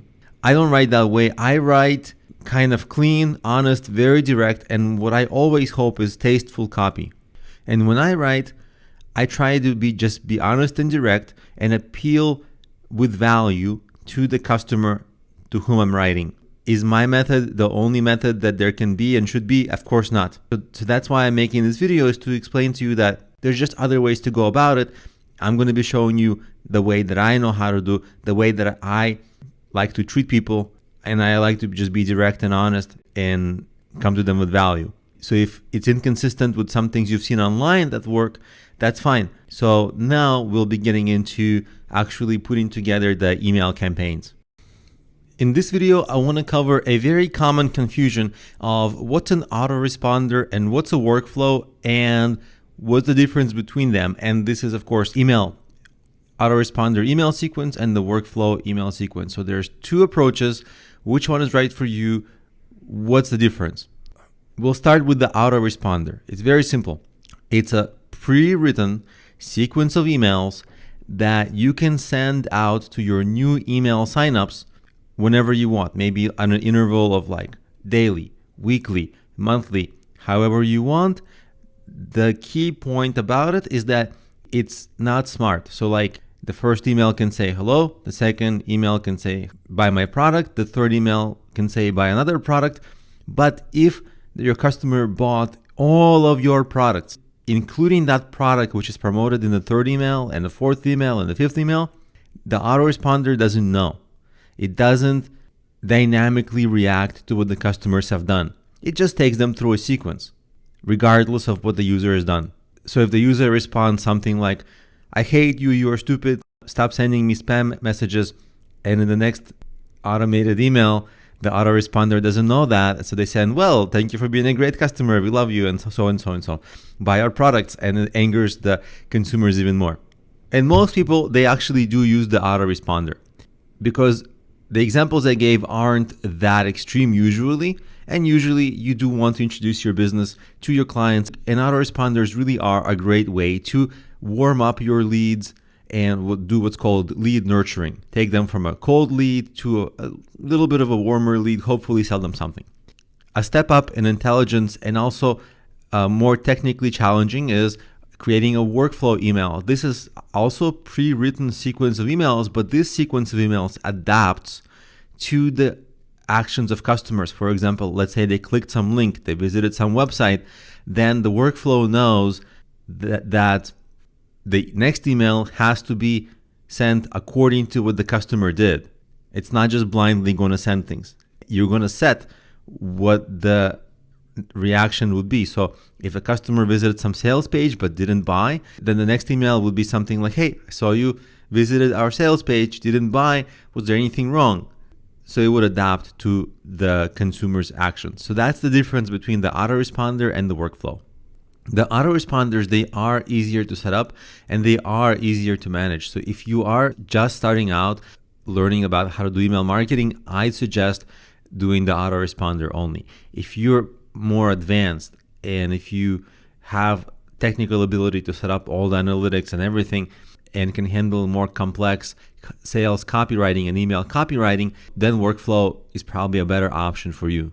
Workflows, they take more time to create. They're more error prone because of more complexity. So again, if you're a beginner, autoresponder is actually great for you. If you're an advanced user, then workflows. With this video, let's begin our section on email marketing and creating email campaigns. We're going to use Mailchimp. Now, I'm not promoting them because I have any incentive. I'm not an affiliate. I use them just as a user. And really the reason I'm suggesting it is look at the pricing here. The pricing, there is a free plan and it's a very good free plan up to 2,000 contacts and one audience included. That just means like one main list that you get. So for most people, that's amazing. That means for a very long time, you don't have to pay anything, especially as your list grows, as mine has. I've actually been trimming it to take out the people who don't respond to my emails, don't open my emails. I've been trimming and trimming. So I've constantly kept it under 2,000 people and all the while keeping the best contacts in there. So that's why we're going to use Mailchimp. Now there's probably like 10 or 15 very similar email campaign providers. You can use any of them. All the steps will be a little different in the design, but the idea behind each step is the same. It can't be different. Email campaigns are a pretty commoditized, standardized process these days. So if you don't have a Mailchimp account, it's free to sign up. All you do is sign up for free and go through all the prompts. Basically, you fill this out. They'll send you a confirmation email to your email. You open that email, you press the link they send you, and you're going to be verified and confirmed. And when your account is set up, we'll pick up from that in the next video. Once you create your account and you log into your Mailchimp, you may see something like this, or if I click dismiss this, you may see something like this, or because this is literally the 4th time I'm refilming the very same lecture because Mailchimp keeps updating their designs, you may see something slightly different. In any case, the very next step after you create your account is to create your what's called a list. Most marketers call it a list. In Mailchimp, they call it an audience. So let's create your list or audience. You see on the left side here, you can navigate everything. This is sort of your controls area, and you would see audience. Perfect. I already have some audience, but let's say you want to create a new one. To create your brand new audience, you would click on Manage Accounts, View Audiences, and then here in the purple it says, I hit my audience limit, so I cannot make one. Otherwise, it would prompt you here to create one. So you just basically give it a name, and you'll have your audience. The very next thing is, how do you populate this audience? For that, you would go to Sign Up Forms right here. You can create your subscriber pop-up, you can create a form builder, and whatever the option is, you'll choose it. And you can actually create a few of these. Like for example, I have a page with a contact form on my site, and I have a subscriber pop-up. Obviously, they appear in different places of the site. So you can have multiple of these. But let's say you create one like a form builder that's just right on your site. It's going to give you a prompt that you can edit all of this. In this area, you would create all the copywriting and the forms. Let's say you wanted to add like another form. Let's say some numbers or radio buttons. You will just click radio buttons and it will give you some radio buttons. And then you can actually on the right side here, if I say test, you'll see that after I press save field, this is going to say test. You see on top of the radio buttons, it says test here. So you see basically, you'll just create the form that you want and you can design it too. So like you can give it different colors. I'll make it all red or something, right? So it's up to you, totally up to you. Really, you should stay with what's already consistent color branding of your website. That's what you should do. So after you finish designing the form, you'll have this URL here. And all you'll do is embed this on your site or use it independently. For example, if I just copy and paste that into a browser, it's going to look something like this. It's pretty ugly now, obviously, because I haven't really designed it. But you see, you have a functioning form. Now, when people come here and subscribe, they will go into your audience list. And that's how you'll populate your audience. Now, there's another way to populate your audience is you can add contacts. You can import maybe contacts from your email or other lists of contacts you already have. You can actually import them with their name and email, and this will populate your initial audience. Once you have your audience populated and this contact form created, you can start to create your autoresponder, which we will start doing in the next video. But just to recap, what I wanted to show you here is now we created an audience and we covered how to populate this audience by either importing your contacts or creating an email sign-up form on your site. And keep in mind, of course, we can do different sign-up forms. The subscriber pop-up, let's say if we selected it, it would just pop up like that. And then it will give you a prompt like connect your website. You'd give it your website. You'd say yes. And it will give you a little snippet. I'm just going to do a test one, for example, so you can see. This is Wave if you like. It's a random website of mine. It's like a t-shirt store. Doesn't matter. We'll say accept. And it will give you this little script that you can add to your pages. And once that script is embedded in your pages, it will create that email sign up pop-up. So now you're ready to create your autoresponder. Once you've created your audience, that's your list, then once you've created your pop-up forms or have exported some contact list into your audience list, you are ready to create welcome emails. You can create one welcome email for everyone. Of course, you should have that. But the idea here is that you would create an autoresponder. This is a sequence of emails. A sequence of emails will get people to warm up over time and keep opening and opening your emails. That's what you want to do. So let's actually technically create the autoresponder here, just the technical setup. And in the next videos, we'll start the actual writing of it. So on the left side here, you would say create, and it would ask you, what do you want to create? design or send automated or regular emails to your contacts, the very first thing, that's what you want to do. Now here, you want to choose automated emails. Then you want to say welcome new subscribers. Then very importantly, instead of single email tab here, look, onboarding series.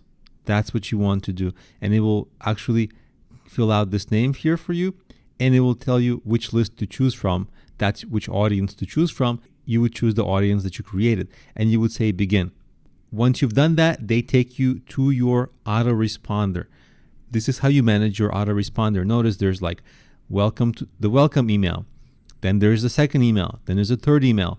And what you would do is go into all of these and design the emails. So for example, you can choose the email subject, preview text, all the details, and we'll explore all the important elements of it as we actually start creating our autoresponder in the coming videos.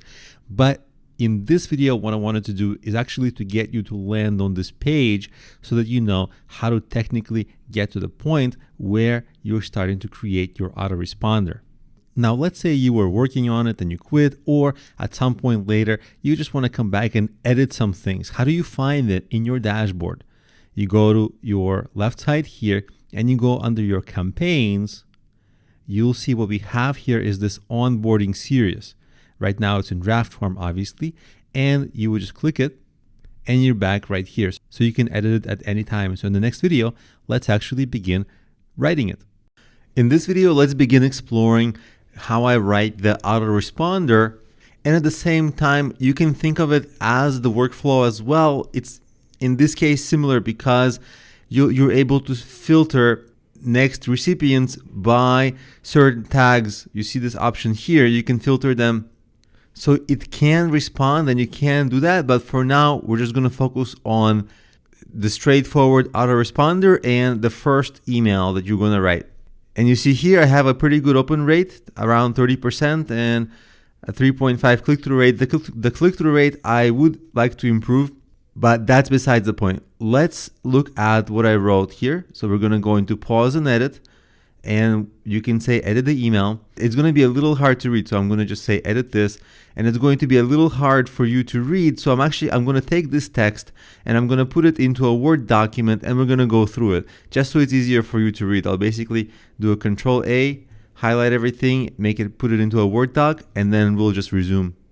Here's the Word doc, and I'll have it as a downloadable resource so you can download it and copy and paste it and edit it however you like. So I start off, see the bold big text. That's the preview blurb that you're able to sometimes see in an email. If you cannot see the full contents of the email, sometimes you can see like a sentence or two.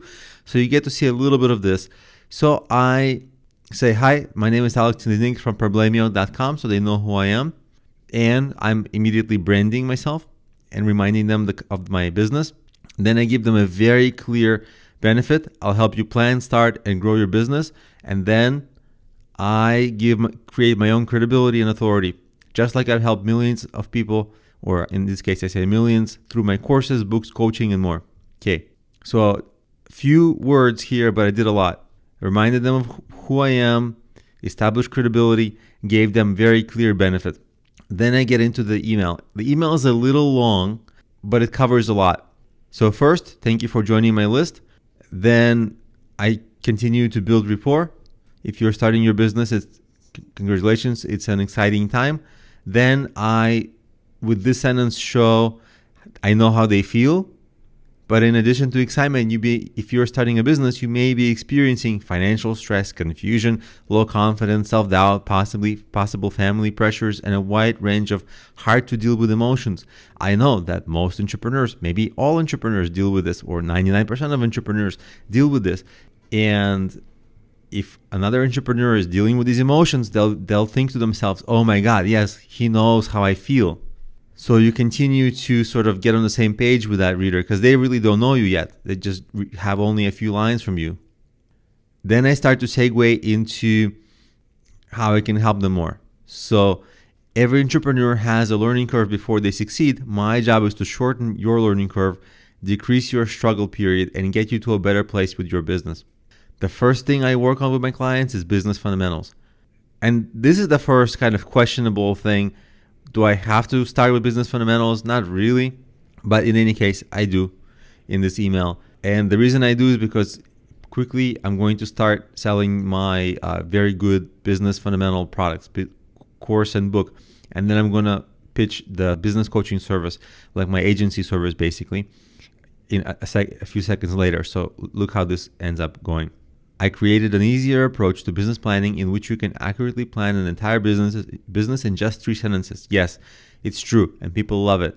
So this is intriguing, and yes, it's true, and people love it. First of all, love is an emotional word in copywriting, but this actually builds social proof.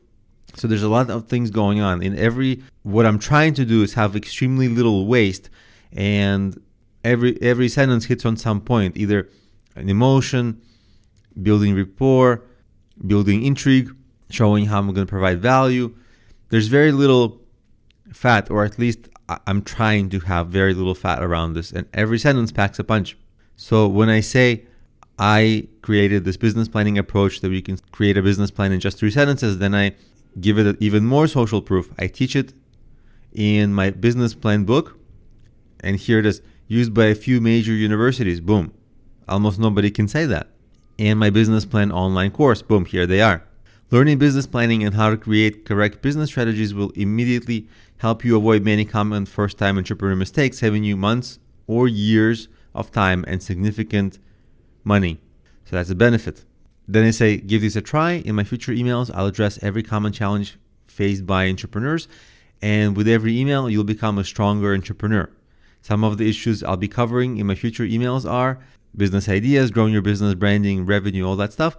This I'm doing just so that they keep on reading my emails, because every next email, I'm going to try to sell something, or I'm going to try to promote something, and I need them to stay engaged and see it as their resource for really growing their business and becoming stronger. Now, here's where I pitch my service, or you might call it my agency, my coaching service, whatever. You can do it in a different way. So I say, P.S., and you can say it like that. Sincerely, Alex Genadinik, and then you can say, P.S. If you want to talk through some of your business challenges with an expert, reply to this email, and you can say with me. And instead of talk through, you can say about. It's just simpler language. Sometimes simpler language is better. So you can say, if you want to talk about some of your business challenges with me, reply to this email, and we can chat about business coaching for you. In this case, I try to sell. If you are very focused on maybe selling a high ticket item or a service where, like, if you're an agency and if you're selling something to a client who might spend thousands, you do not need to do this 30 minutes for $25, because $25 at the end of the day, it's nothing if you're dealing with a client who might spend thousands. So you might not want to have that deterrent. What you can do instead of this is say something, book a 15-minute chat with me for free, but instead of letting them chat with you, what you would do is take them to like maybe a questionnaire, like 2 or 3 questions, just to know that they're serious enough and that you want to talk to them. And essentially, this is your sales pitch. This is getting them on the phone with you about potentially working together and you helping them. So instead of trying to sell them that 30 minutes for $25, instead of that, you can say something like this. Here's my Calendly link to schedule a free, or you can say complimentary. Free is simpler language, so I say free. You might want to say complimentary. It just doesn't sound cheap. 15-minute call with me. And you give them this link. It's a fake link, but you'll give them your real link to your Calendly appointments, and they can schedule a call with you, and basically you'll get them on the call. So that's how you actually, from the very first email, can convert people into a sales call. Now, for me, I personally like growing my books and courses because it's passive income for me. I don't have to get on calls. It doesn't take any time. So I promote them up front. In your case, if you want to sell your high-end services like your agency business or consulting business or any kind of more expensive things, you can make this kind of an email more singular focused.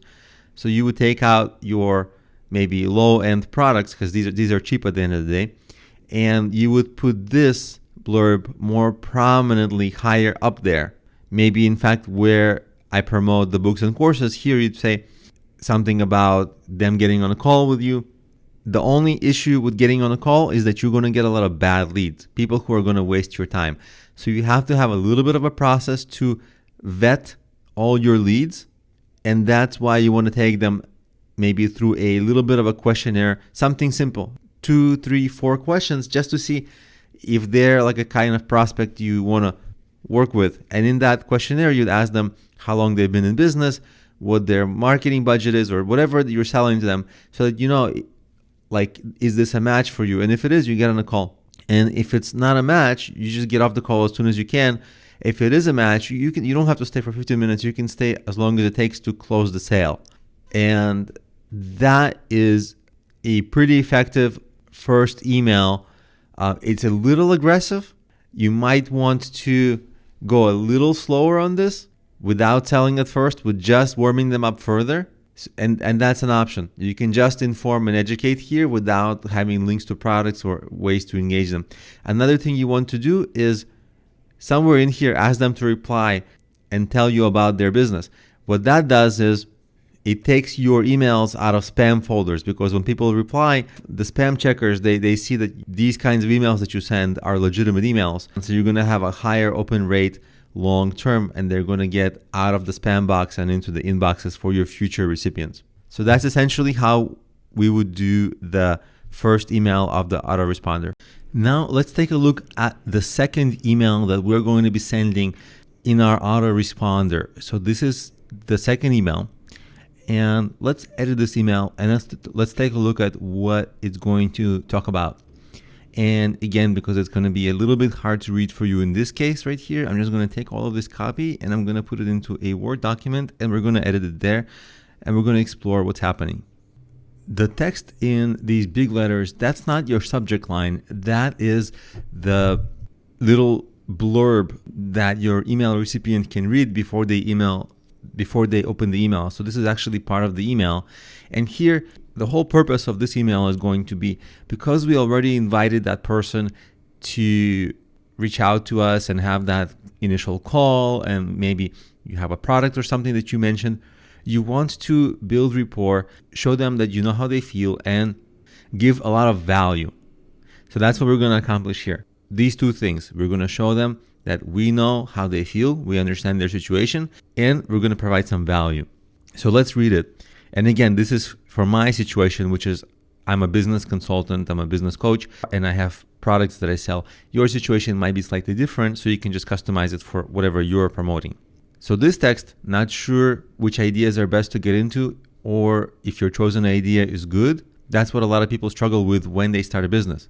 And I know that because I talk to them. So here I'm like really appealing to them. They're going to be like, yeah, a lot of people who are first-time entrepreneurs, a lot of them don't even have a business idea, because they literally ask me which ideas are good to get into. So I answer that right there. Like I say, hey, we're going to address this. So that should perk their interest.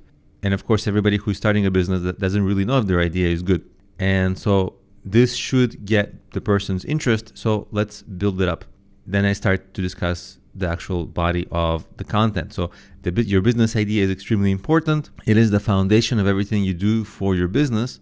So I reinforce that there's validation to their concern. If you don't have the idea that is just perfect for you, everything else that you will do for your business will be less effective and have less potential. And this actually can be entirely skipped, because maybe this is a little redundant, because I kind of explained that here in the first line. So, I'll actually just get rid of that, because I feel like it doesn't pack a great punch. Because what I can do is just get into this. Do you find yourself asking the following questions when it comes to your idea? And this will help me appeal to my reader. So these are other common questions that first-time entrepreneurs have when it comes to their ideas.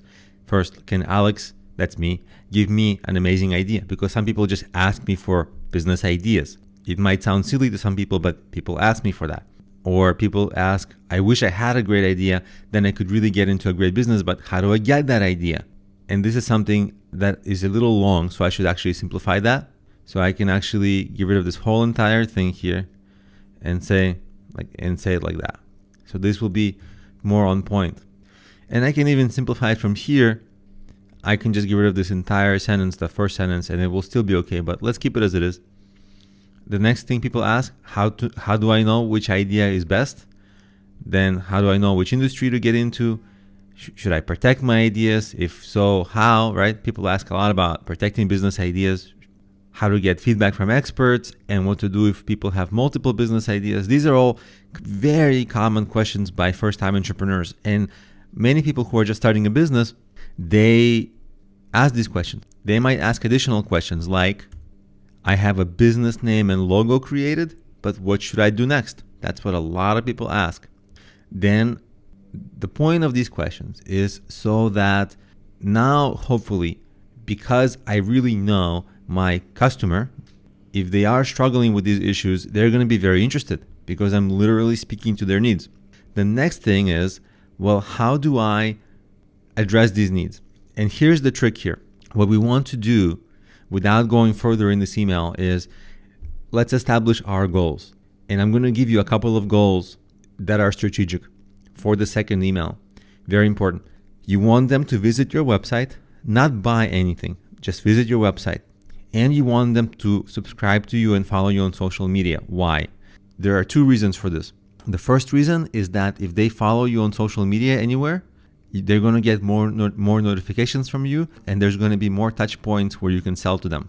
So that's great. And it allows you to give them free extra content, because if you try to sell something earlier, now is the time to give them something for free so they can get more content from you, warm up with you further. You don't want to be sell. You don't want to be too aggressive. You want to give a lot of value. So free value on your website, on your social media is fantastic because it warms them up.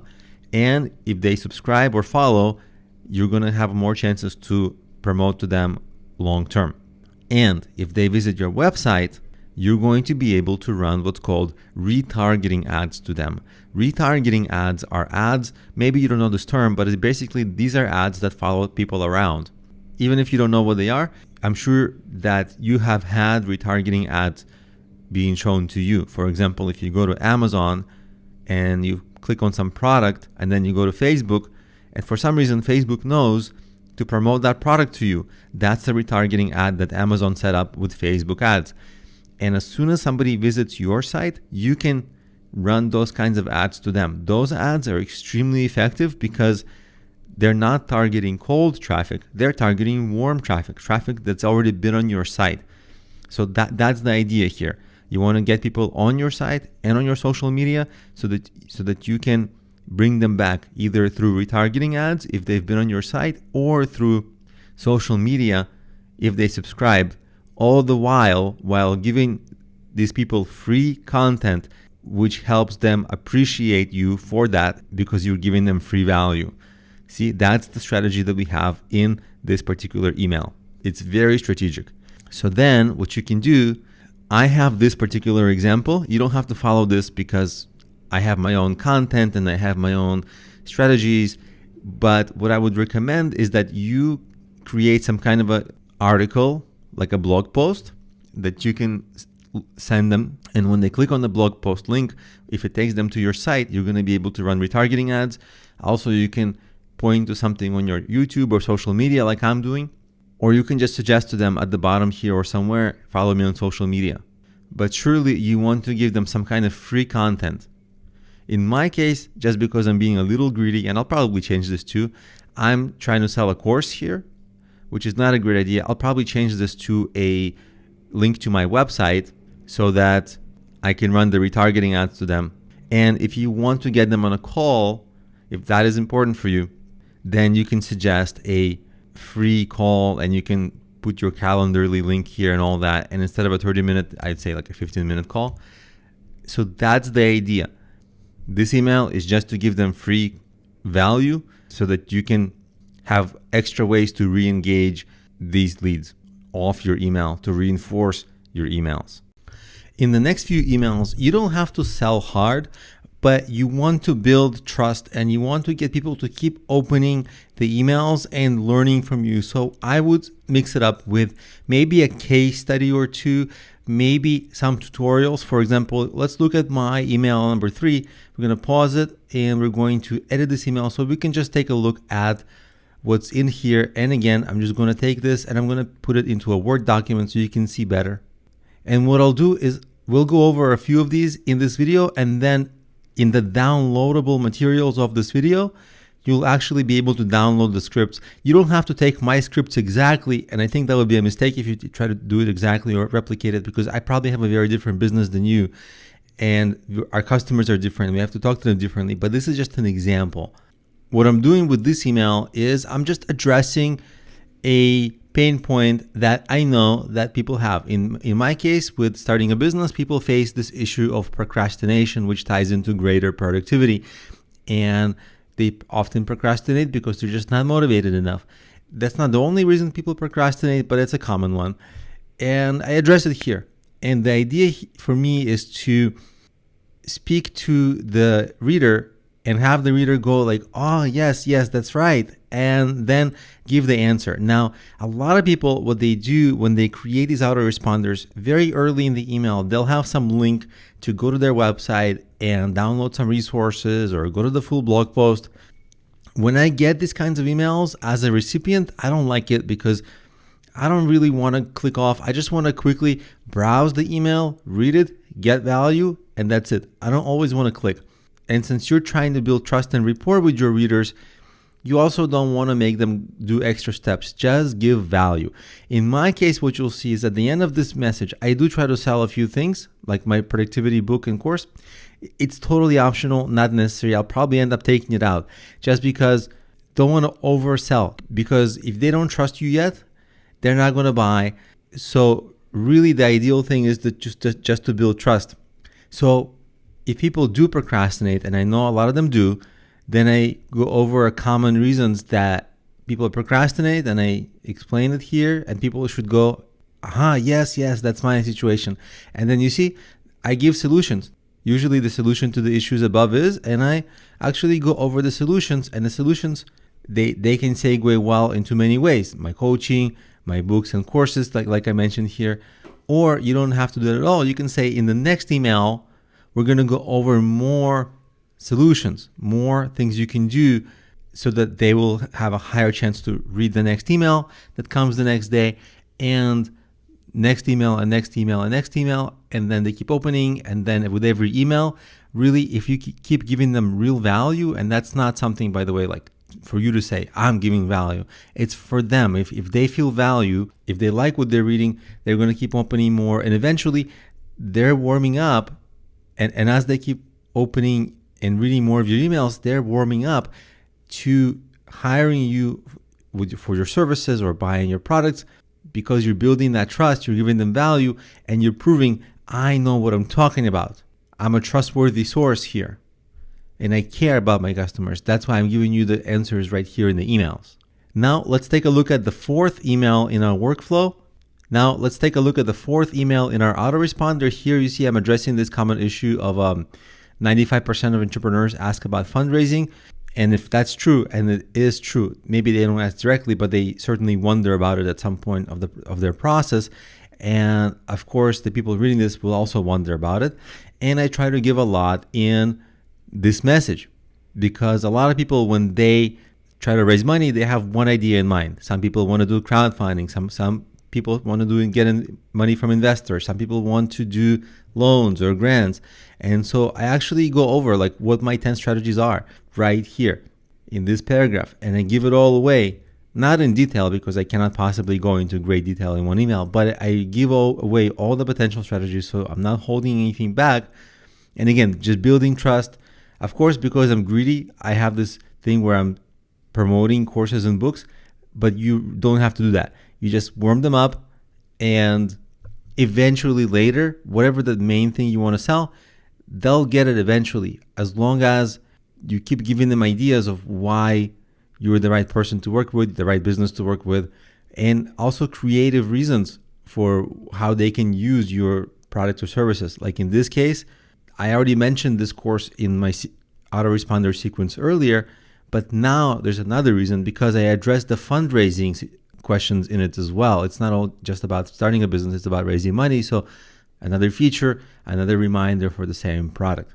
The next emails in my autoresponder are kind of more of the same.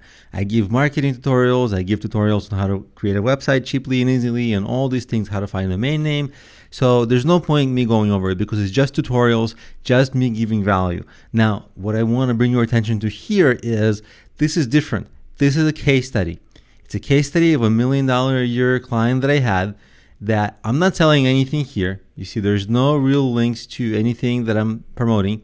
It's just a case study showing, hey, I'm good and I can help you too. So for example, if I'm promoting my coaching services, I give a case study of a real client I had with a real product that I explained here. And I might as well link to it. I could, and probably I will in the future. But in this case, I talk about a real client and see how I write very little per line. That's for readability. There's no paragraph that's hard to read. They're all easy and one follows another. And it's almost like a story, and it really is a story. Here, I'm actually storytelling. I talked about this guy who worked as a service provider for like 20 years, cleaning people's homes, and then he created a cleaning product, and then he struggled to sell the cleaning product, and then I worked with him over time. It actually took like over a year to work together, and then eventually we overcame a lot of challenges together.